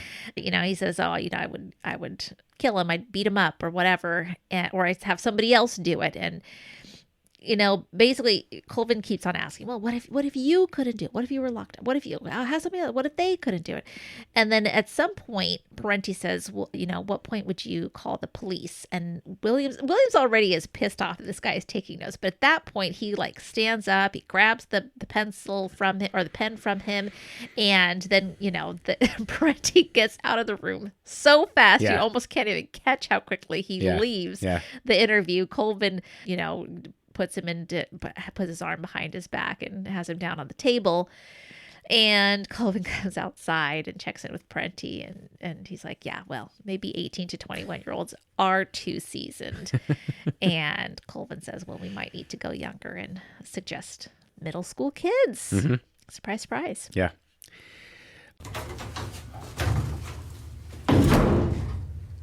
So, Sean? You police.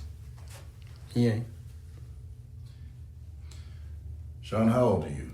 18. How old are you, you shine-head motherfucker? You have a sister, Sean? The fuck you want with my sister? What the fuck's this Chuck E. Cheese looking motherfucker writing? Let's say you hear that your sister was assaulted. Oh, who fuck with my sister? She wasn't, I'm just saying. Saying what? Why you fucking with my hair, motherfucker? And this bitch is writing again. It's a habit. No. What would you do if you heard your sister got beat up by some guy? Which sister? I mean, because it's Cherie, she probably had it coming. All right, another sister then. Danielle, I fucked that guy up. I fuck his ass shut. But you in jail. I get my boy to do it. Well, what if you ain't no boy? Then I'll get the nigga myself when I get out. What if you had a life sentence? Then I'll fucking escape and put that fucking pen down before I shove it up your motherfucking ass. What if you couldn't escape, Sean? Fuck you. Fuck you. Would you go to the police? It's just the question.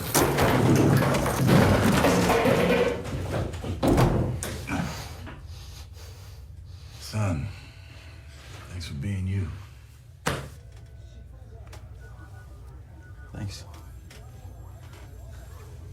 Look, I'm ready to acknowledge that 18 to 21 might be too seasoned.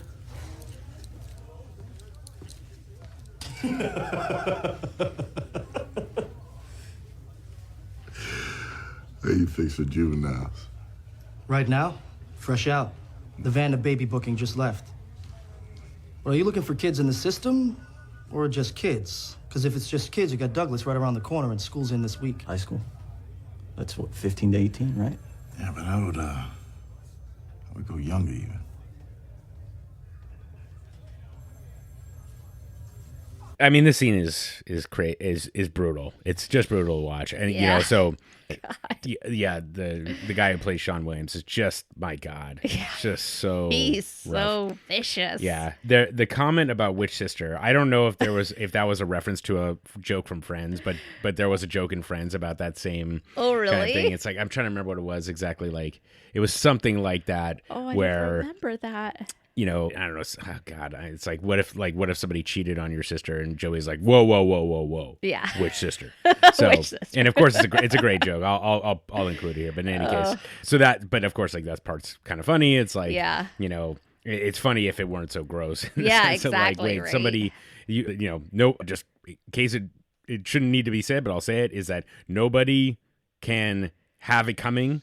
Like, I don't care what you're doing, like, unless you're imminently threatening somebody, physical violence, never justified, so there's that. Yes. But anyway, so kind of a couple things that I was curious about, you know, and I think with you, in your experience with kids a little bit more, I'm wondering if you can shed some light on this. I'm trying to understand, I identify with why Sean Williams gets annoyed by Parenti writing, but I'm wondering like what that instinct is. I don't know. I think maybe like it's like somebody's taking notes, like you're a patient and he doesn't think there's anything wrong with him. Right. So it like intimates immediately there's something wrong with you, or like not only that, but like you're a caged animal and I'm observing your behavior. Right. Yeah. So I don't know. That's the feeling that I got from it. Yeah. I mean, yeah. He's acting like a caged animal. Absolutely. I mean, he's acting absolutely. like I mean, almost as bad as Bird, but right. Yeah. Yeah. Actually, no, that's a great point. You know, and you know, because essentially, the other part of it is, you know, this guy just doesn't have any. Like every step that Colvin walks him through is ultimately kind of leading him to, you find this out and you are going to be filled with rage.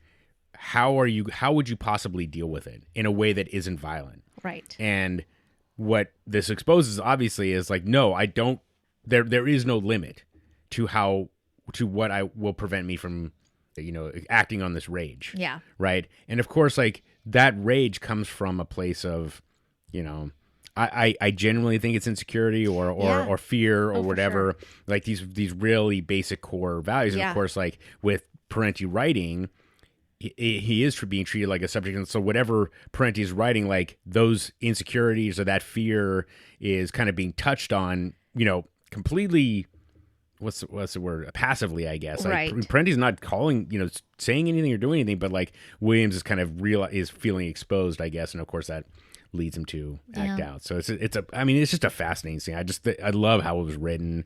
Yeah. Just, yeah. Oh yeah. I don't know what the phrase "I'll fuck his ass shut" means. That was so actually, scary. I know. But the message was received. I guess. Message received. Yeah. I have to look up for our next episode. I'll try to find out who this guy is. But man, he was so good. God, it's crazy. Good. Yeah. I know. And then of course, like, you know, or you'll probably talk about it, but Colvin giving the pen back is great stuff. Yes, so, that was fabulous. Yeah. Okay.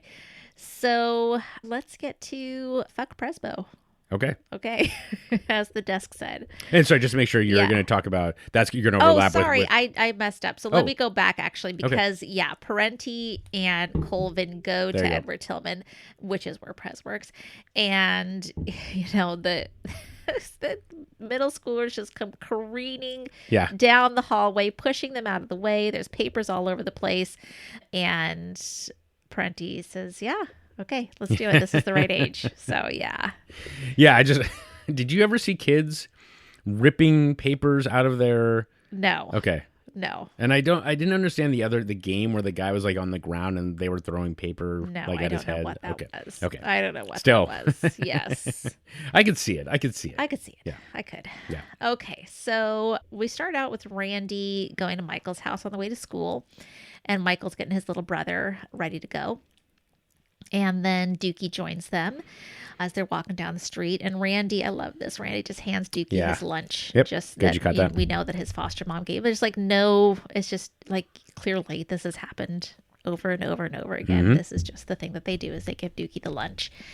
And they go to Nene's house, which is the nicest looking door that they go by. And Nene's mom, Delonda, answers. She's in her robe. And he wants the boys to come in. So they all go in except Dookie. Yep. Dookie is waiting out. She just closes the door in his face. Yeah. Oh, I hate it. Yep. And anyways, Naaman is calling the boys in. He wants to show them drawings that someone in prison made for his dad, Weebay. Talks about maybe he's going to get a tattoo of one of these drawings, which is really funny. Yeah. And some of them are Chinese symbols. And, you know, they're discussing what, I can't remember what they said that they were going to mean. But they're like, well, what if that one actually means bitch? Yeah. Which is smart. That is right, because that could happen. And it probably has happened to people. Yo, check it. This dude in the joint my father drew these. I'm about to get one on my arm. Is this you? Why would you get yourself on your arm? In case you forget what you look like? What do these mean, man? Alright, this one means heart, like, you know, he got heart. And that means lying. How you know that? Word, the dude could be playing you. Like this one, instead of heart, it could mean like bitch. Or something, and like this one, it can mean like pussy. Or clown. Come on, man. Fuck y'all motherfuckers. It probably do, too. Man, get out of my house. Oh, yeah. So yeah, and Nene is wearing his new beautiful jersey to school. They get there, all the rest of them are wearing their uniform tops, but Nene has his jersey over his polo, his school uniform polo. And they're talking about their new homeroom teachers that they have. Randy says he's got this guy Prez, and you know, he's kind of happy about it because he's new and he's white. So he's going to be easy to deal with for him. And Naaman has Mrs. Scott, who he does not like. And Michael's kind of behind them. He's getting Bug ready to go to lower school. And while they're doing that, Dookie reaches down and he sees there's I didn't know what it was at first. Yeah. We find out later that it's like a little fan, little battery operated fan. So he picks it up off the curb and they walk off. And in the school, we have Miss Donnelly preparing. Everybody's preparing. She's waiting in the hallway right at the entrance. You could see her like taking a deep breath. Yeah. And then the bell goes and the kids come flooding in the doors, and she's telling them where the sixth graders go here and they need to go over here. And we see that there's a security officer there too. And, you know, Naaman is joking around with him. Donnelly then notices him. She comes over. She tells him, you know, to take off his football jersey. He does. She points to his ear. Take off the jewelry. He does. Prez, in the meanwhile, is waiting in his homeroom class, and as they come in, he points to a seating chart and tells them to go sit down in their seat. And Randy comes over looking like he's such a great, respectful kid. He introduces himself to Prez, and, you know, he's trying to get everybody to listen to him. Nobody is listening. Finally, Randy tells everybody to shut up, and they listen. And, you know, Prez Bluski tries to make a joke about his name. You know, my name is Prez Bluski, Mr. Prez Bluski, but you call me Mr. Prez Bluski. And it's just crickets. He's hoping to have a little time to get to know his homeroom students. He's supposed to be handing out bus passes too, but then he finds out over the speaker that there's been an error with the bells. There's going to be one more minute. And he starts handing out the bus passes. But then he realizes the bus passes, one of the girls asks for hers, and he realizes that they are not sitting where they're supposed to sit according to the seating plan. So he has given the bus passes to the wrong kids. He's trying to get them back. While he's trying to get them back, Randy is like, oh, I got to go to the bathroom. It's an emergency. And when he does, he goes and grabs a whole bunch of bus passes off the desk. Hall passes. Oh, hall passes off the desk, excuse me. And, the bell rings. The kids are flooding back out the door. And thankfully, Prez is trying to get all the bus passes back. And then Mrs. Sampson, head 8th grade teacher who we saw in the previous episode, comes in, and she doesn't have to say more than a couple words. Yeah. And they all hand the passes back to Prez. Yep. Yeah. All right, you covered a lot of ground there, which is fine. But I will. So let's back up a little bit. Okay. The interaction at Naaman's house between Delonda and Dookie is brutal. It's so brutal. Because all she does is steps in front of him. Yes. Doesn't say a word and then closes the door in his face. The way that he just takes half a step toward the door. Yeah. And then yeah, backs exactly. up. Yeah. Just awful. So the actress's name is Sandy McCree. And I'll just bring this up now because it's the first glimpse we get of just how awful this person is. Okay. And so apparently on the set, she was like the mom. She was like the set mom, and everybody loved her. She's like sounds like just the nicest person. Okay. So there's that. So this is how I good love of an that. acting job she does.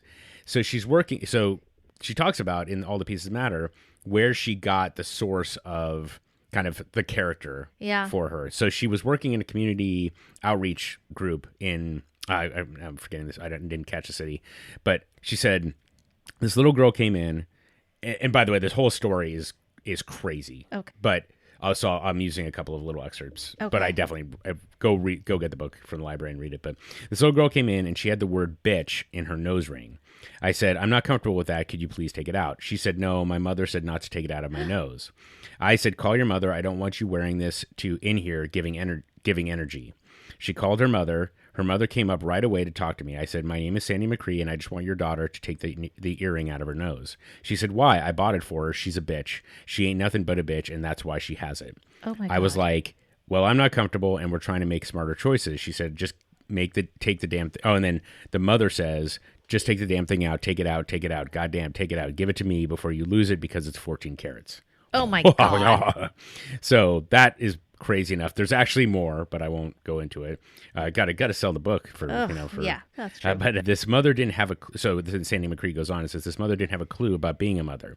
She just carried that child in her womb, but she didn't know anything about love, and she wasn't passing on anything about love to that girl. My backstory for Delonda was that hard bitterness. So both, not only is Sandy McCree sounds like a wonderful person in general, but she also really took the role on personally, and it's kind of amazing that you have this person transform into essentially, I mean, I'm not going to spoil anything, but she is like one of the most hated characters in the entire series. Okay. So just kind of an incredible bit of acting. And of course, like, it's just awful to know that there are women out there. Parents out there, not just mothers. Oh my gosh. So yeah, it's just awful. So anyway, but there you go. So, but I think that to some degree, like, it's important, right? This is not a caricature. Yeah, This is representing an actual person that, that essentially exposed themselves. So anyway, there's that.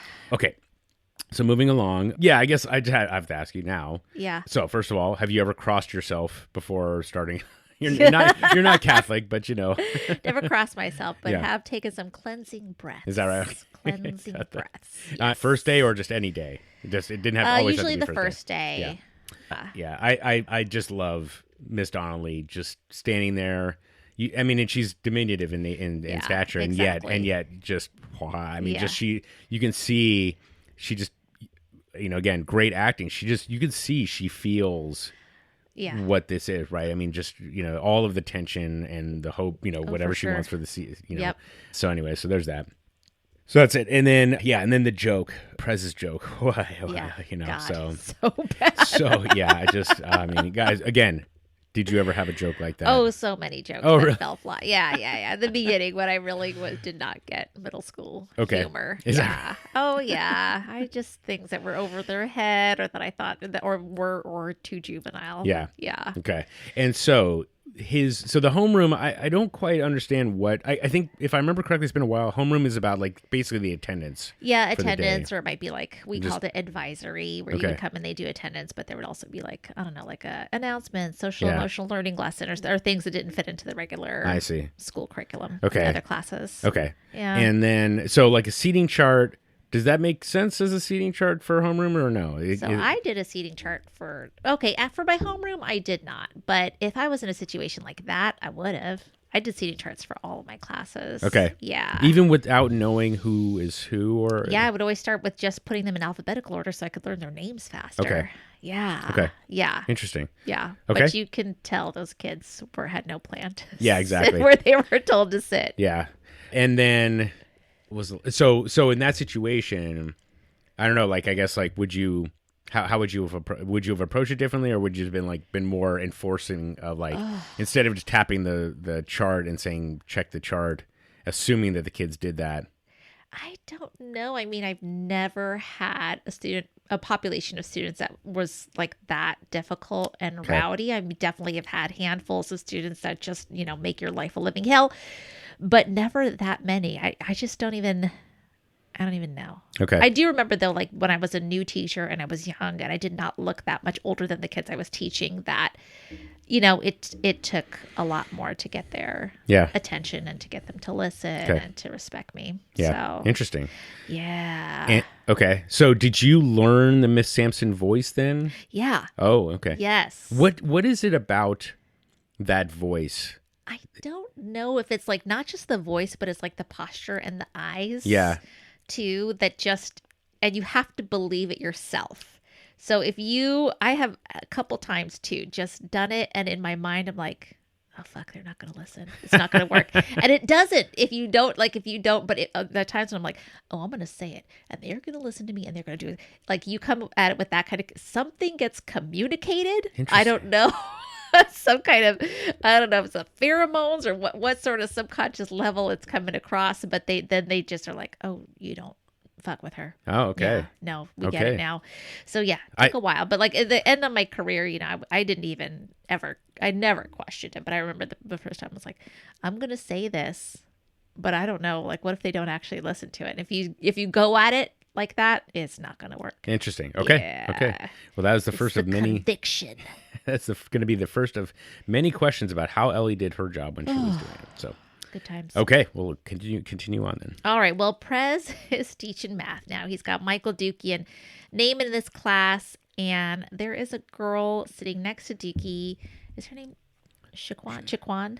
Crystal Jenkins. Yeah. Okay. So, but the girl that's sitting next to Dookie says, oh no, you're right, I'm sorry. Mm-hmm. Yeah, this is when she says he smells bad, and can I move because of how bad he smells.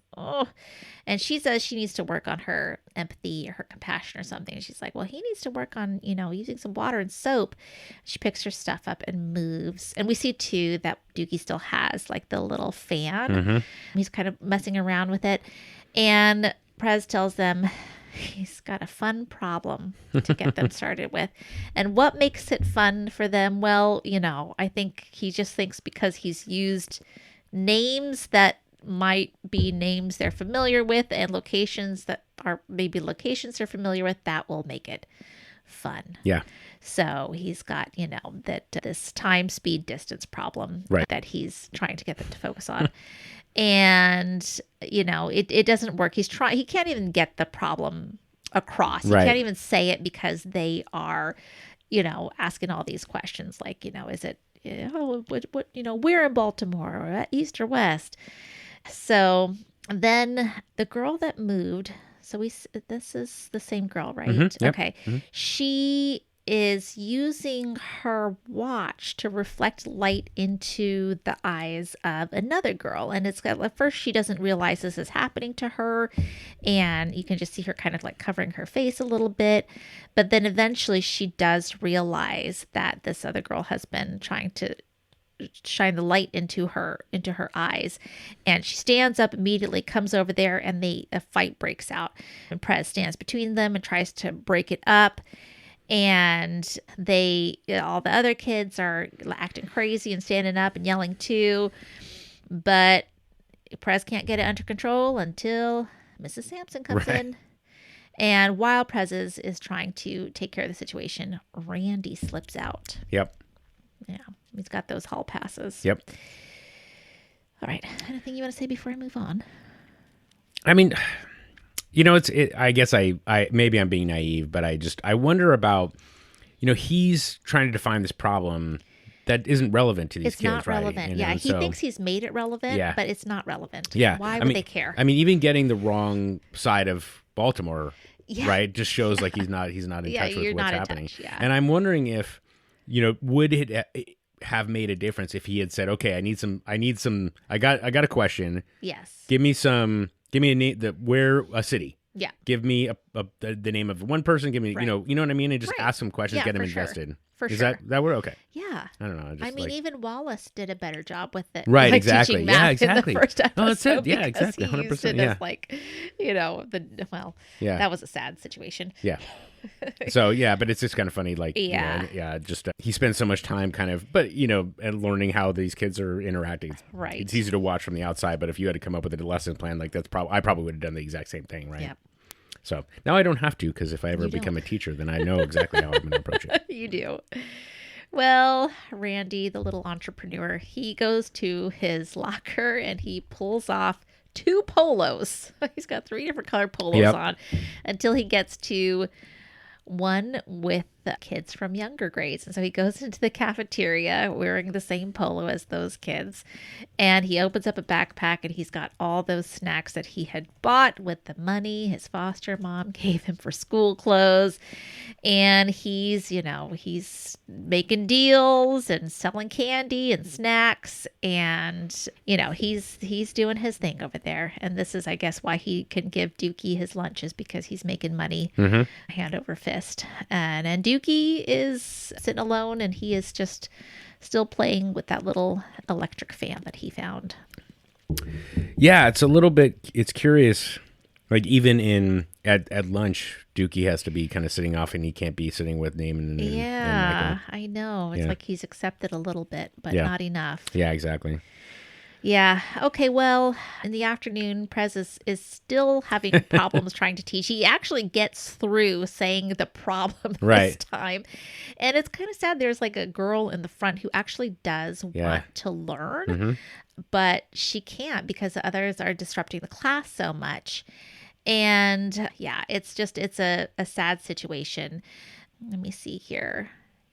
And at the end, when the kids have left, he finds notes on his problem so he could see that at least somebody cared about it. And he's like, oh, this is after he lifts one desk and there's gum underneath it too. So it's like a downer and then kind of an up. And then he moves another paper, and then that's where we see etched into the desk is fuck Prezbo. Yeah. Which I guess is going to be his nickname. Yep. The question is whether he takes the success of the one kid figuring it out, and how much he weighs those two things. Right. Yeah. Yeah. Yeah, and the gum, of course. Like he spent all that time. Can we get them not to gum chew off, gum? No, you can't. Yeah, and just the comment of like, he ain't teaching me nothing. I just, it's really interesting. Yeah. Right? Just it's an interesting comment. It's kind of almost like a throwaway, and yet I feel like that's the challenge that he's facing. Right.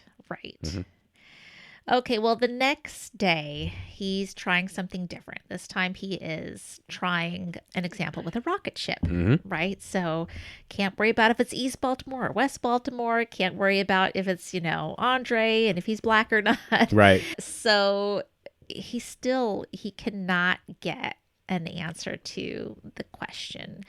And he asks a question that's really simple. Like if you're moving 100 miles an hour, how far have you moved in an hour? And he kind of tries calling on students. He calls on the one who was the bully. And she's just like, well, I don't know. She avoids the answering. And then he calls on Randy, and Randy's like, is this a trick question? And he answers it correctly. In the meantime, we see the other girl who got bullied, Letitia is her name, right, exactly. and she is playing with something. I could not see what she was playing with, or I didn't realize it at first. Yep. And then, this says her name is Shaquan, But you said it's Crystal? You might be right. I Okay. thought, I don't know why I thought it was, because I thought like in the homeroom, but maybe I got it mixed up. So. Okay. So when, I think it's Shaquan, says, well, I was going to, say that. Yeah.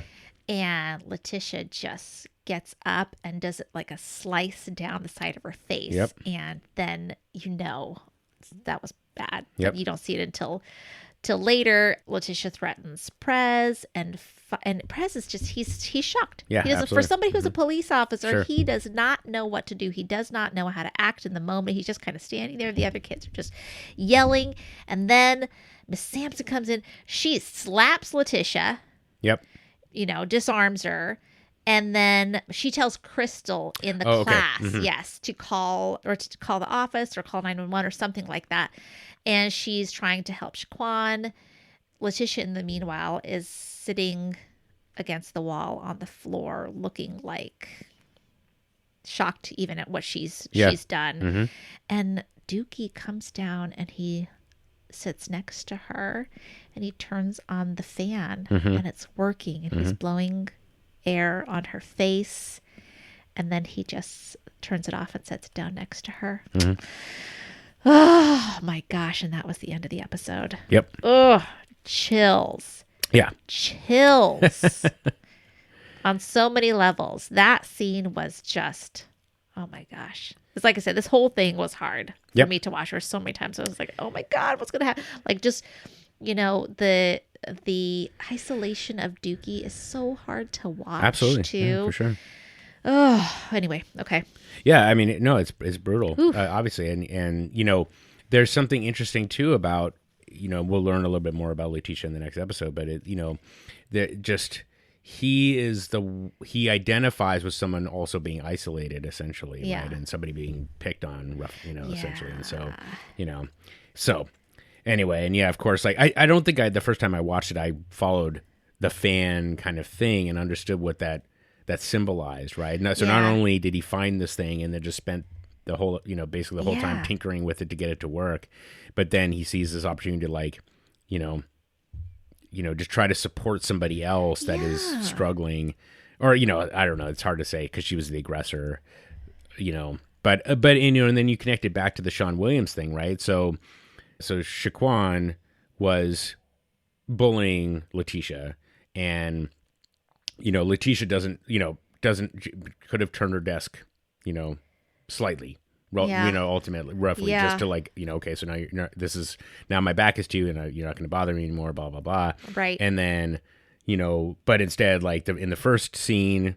they stand up and they square off against each other. And then the next scene, Letitia came prepared, and it was like, I'm not backing, not only am I not backing down, I'm getting you back for what you did. Even though, of course, like the escalation is just there. It went from 0 to 1,000 in no time flat. So that part was just, and that was not even Shaquan wasn't even talking to Letitia at the time. So it was just like, she was still pissed about it. So anyway, but of course, like that's the Sean Williams kind of thing, is that like, even at this early stage, you have someone who is a violent offender now that is very likely going to repeat because they already have this rage kind of built in. Exactly. That's right. That goes right back to that thing. Like, by 18 to 21, it's too late. Yeah. So, yeah. And so, yeah, exactly. And this is why, where that comes in. You got to start intervening now. Violent. Yeah. So it's just rough. And as you said, it's a rough scene to watch. Nobody comes out looking, Miss Sampson came in and just like her level of calm, I know, incredible. And so, this is not a life lesson, but of course, like if you're in an emergency situation like that, very clear pick a person, very clear direction, call 911, 100%. And then, and that kind of thing. Just a really, really good example for people to remember. But the other part kind of hidden in this is that everybody stood up to look.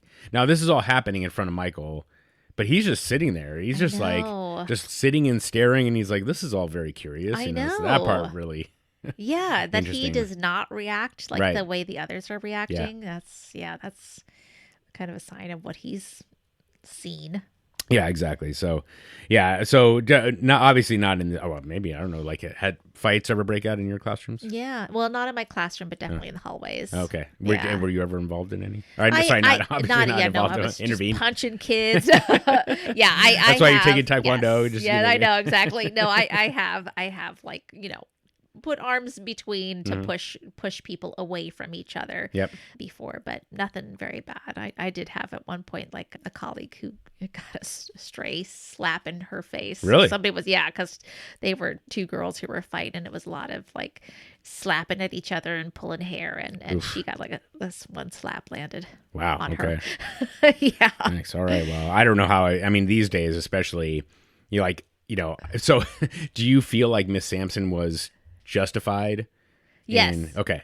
I mean, that girl was armed. Yeah, and that's there right. were Okay, other yeah. children Yeah, in yeah, there. yeah. So if you have to slap somebody to get them to, get out of that mind frame or whatever to disarm them, then you do that. Yeah. Okay. For the safety of the other children, for sure. Yeah, that makes sense. Yeah. Okay, well, that gets us to the end, right? So that's the end of the Yeah. episode. Okay, well, had a couple of little notes. First is a unanswerable question. What do you think happened to Dante? I don't know. I think just like I was thinking about how like after that last time that we saw him, and he clearly had been beaten very badly by Muzon and Lamar. And remember, Omar just looks at him just kind of like, it's like a little bit of like disappointment. Yeah, that I think was. he just kicked him to the curb. Okay. That was mine. I think. I think that's probably. I'm going to hope that that's the reason. So, like, you just can't look at him the same way. And Yeah. I was worried that maybe there was something a little bit darker that happened, Yeah. but probably not. Omar's Probably not. not. Omar's not that. Yeah. That cold. Or maybe Dante decided like, I'm just not cut out for a relationship with this guy. Right.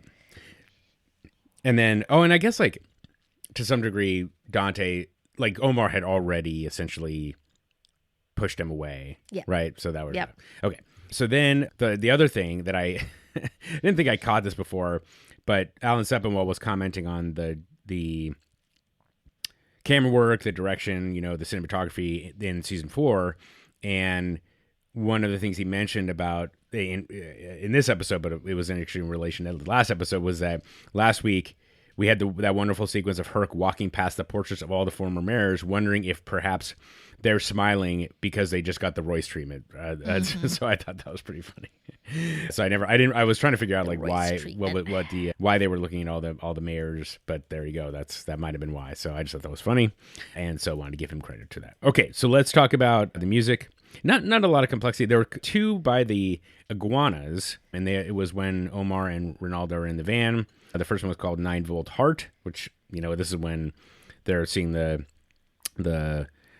Rehab come in, and then Arimate and Vivo, I guess. I actually don't know what Arimate means, is when they are about to do the stick up Andre. And then Why Didn't You Call Me by Macy Gray is when Kima is buying gum from Andre. So that's basically where the music comes in. So that's what I got for that. Moving into the killer cameos, did you have anybody that stood out? I mean, there were a lot of cameos. There's so many cameos. Yeah. I mean, the mother in the funeral hall is amazing. Mm-hmm. The sex worker. Yep. Gosh, I don't know. Who else? Oh, do we see the guy? What was his name? The Sean. Yeah, Sean Williams. No, we don't. That's his only time. Yeah, Mm-hmm. that probably is pretty up there for me. Yep. Yeah. So, well, I had those as well. I did not have the sex worker only because, while she does a good job, she doesn't have a speaking part. So I was like, I'm not sure if I get. So, but she deserves honorable mention. Yep. I also had Mr. Gergen. Oh, Mr. Gergen. Again, Yeah. And again, like if you portray somebody that I hate immediately, boom, good job. Yeah. I also liked the other hotel security guy that was in there. Okay. But he was, but just only for his like stoicism. I always like that kind of character.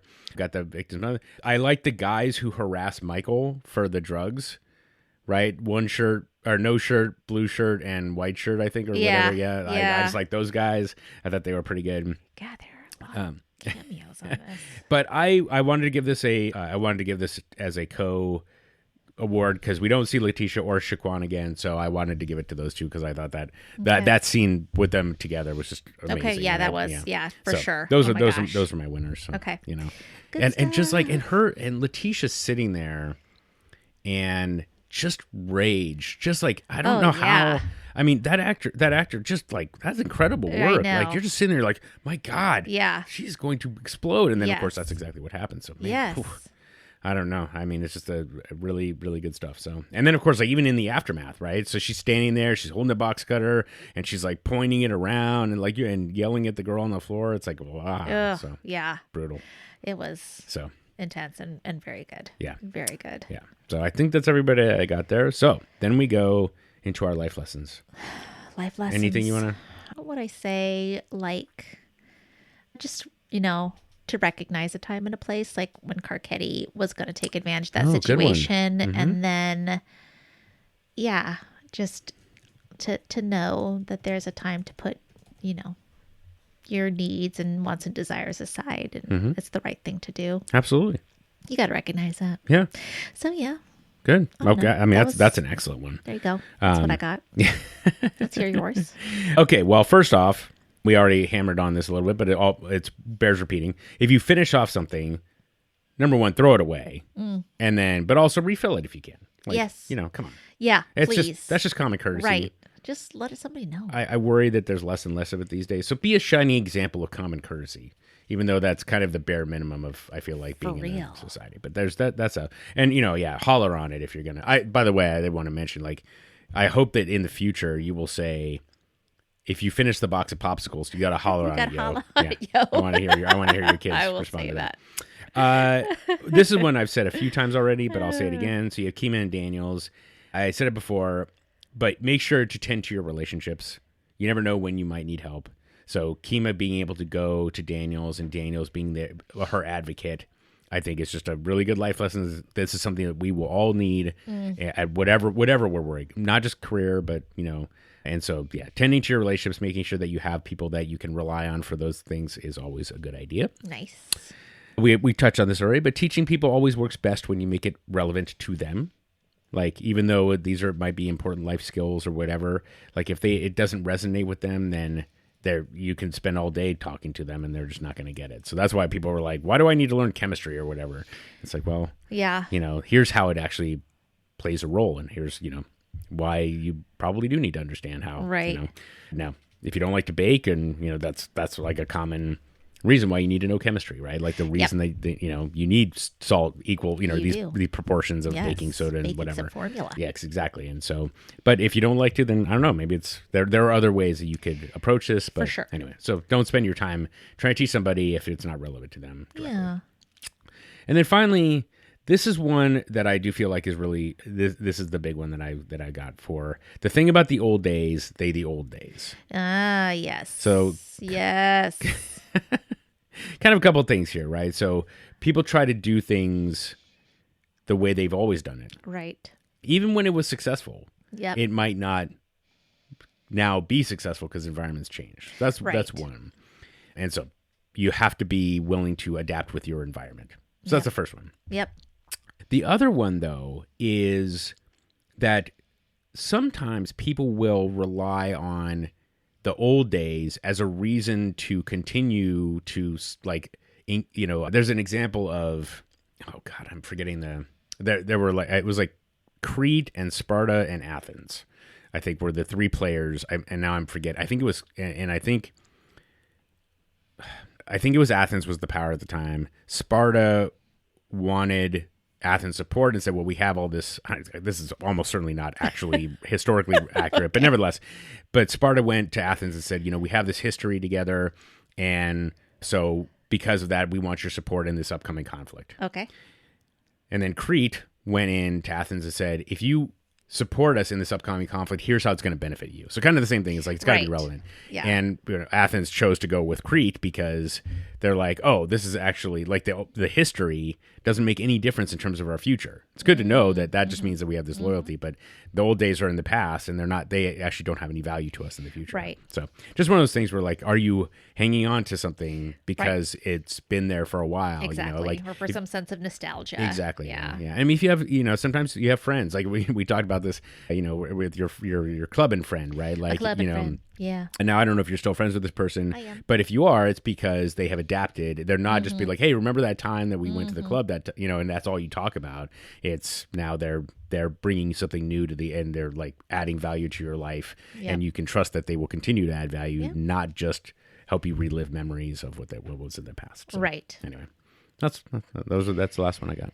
It's good. Anything you want to add to those? Or, No. Okay. I think you did a nice job. Well, perfect. Okay. Well, in that case, let us get to the most exciting part of the episode. Oh, wait, I'm sorry. Before we do, normally this is an optional, but I didn't want to hit this one. So how well do you feel like the school scenes held up for you? Like, do you feel like they were still relevant to you when, from your recent history, or do you feel like things would be different? I mean, like I said, I've never had this difficult of a population to have to teach, but I gotta imagine that there's a lot here that still is the same. Okay. So, or maybe even, I mean, this is not a school that had metal detectors going in, but a lot of schools did shortly after this. So yeah, I think that it's still pretty spot on. Okay. All right. With what some people have to deal with in their school situations. Sure.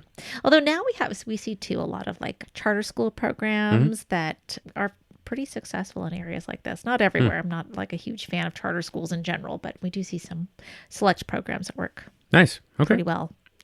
Well, great. Okay. Well, thank you for sharing that. And, this will be one of many times that I ask you about your own experience. So I hope that's all right. So it's okay. I mean, whether it's all right or not, I'm going to ask. Yeah. All right. Well, let's get to the most exciting part of the show, your predictions coming up. Okay.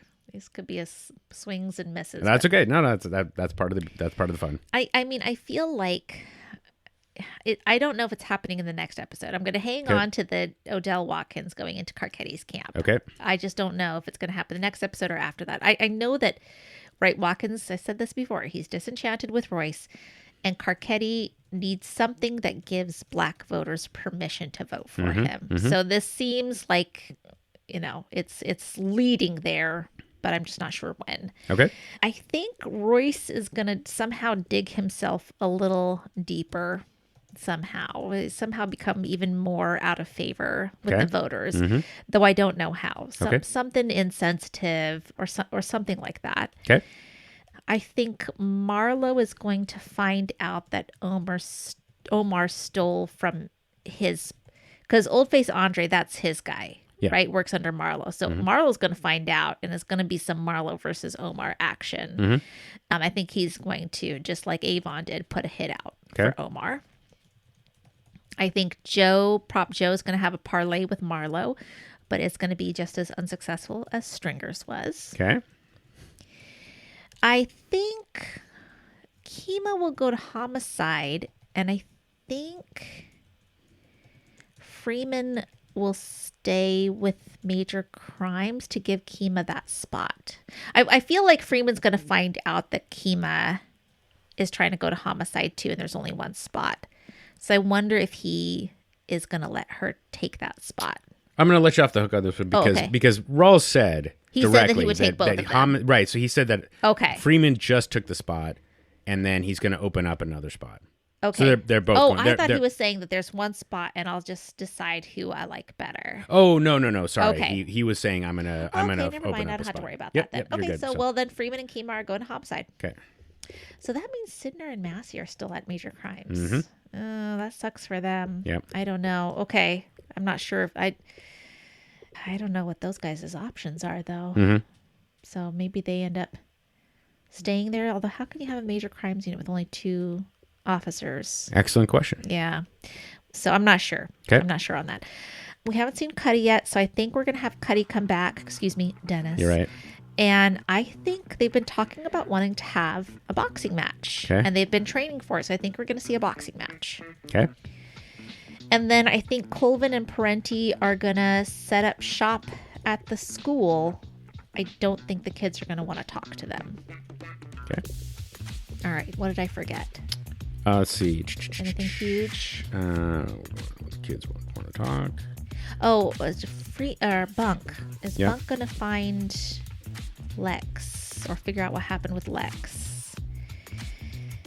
See, I have not seen anything that leads me to believe he's going to get any kind of a... There's nothing in this episode, or I feel like the previous episode, that gives any hint that he's going to get more on Lex. Okay. So I feel like there's going to be no more movement on that. Okay. No more movement on that. No hints on that. Okay. Let's see. Yeah, there's a lot of threads here, aren't there? Not sure about Bodie. Yeah. Oh, yeah. What do you think? Yeah. What do you think? I think Bodie is going to resist for at least one more episode. Okay. All right. And then anything with Prez? Oh, Prez? Oh. I guess, I don't know. Yeah. I mean, I think the shitstorm is just going to continue. Okay. Although, I mean, yeah, I don't know. He's going to need a big time debrief from Donnelly about how he handled the situation. Sure. Okay. Maybe he will have...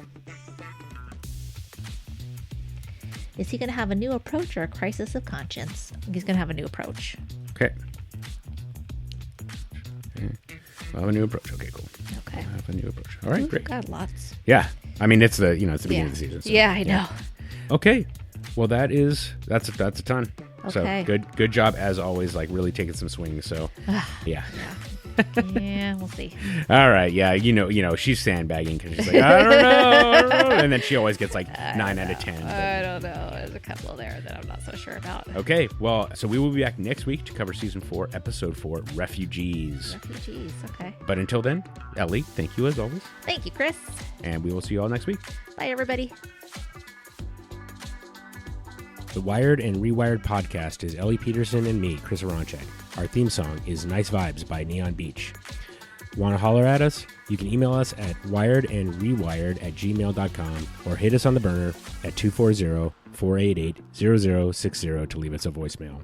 We're Wired and Rewired on all the socials. And of course, if you like the show, please give us a rating and review on iTunes, Spotify, or wherever you get your podcasts. It helps other Wire fans discover the show. And until next time... Next time you finish off the box, you need to holler on it, yo.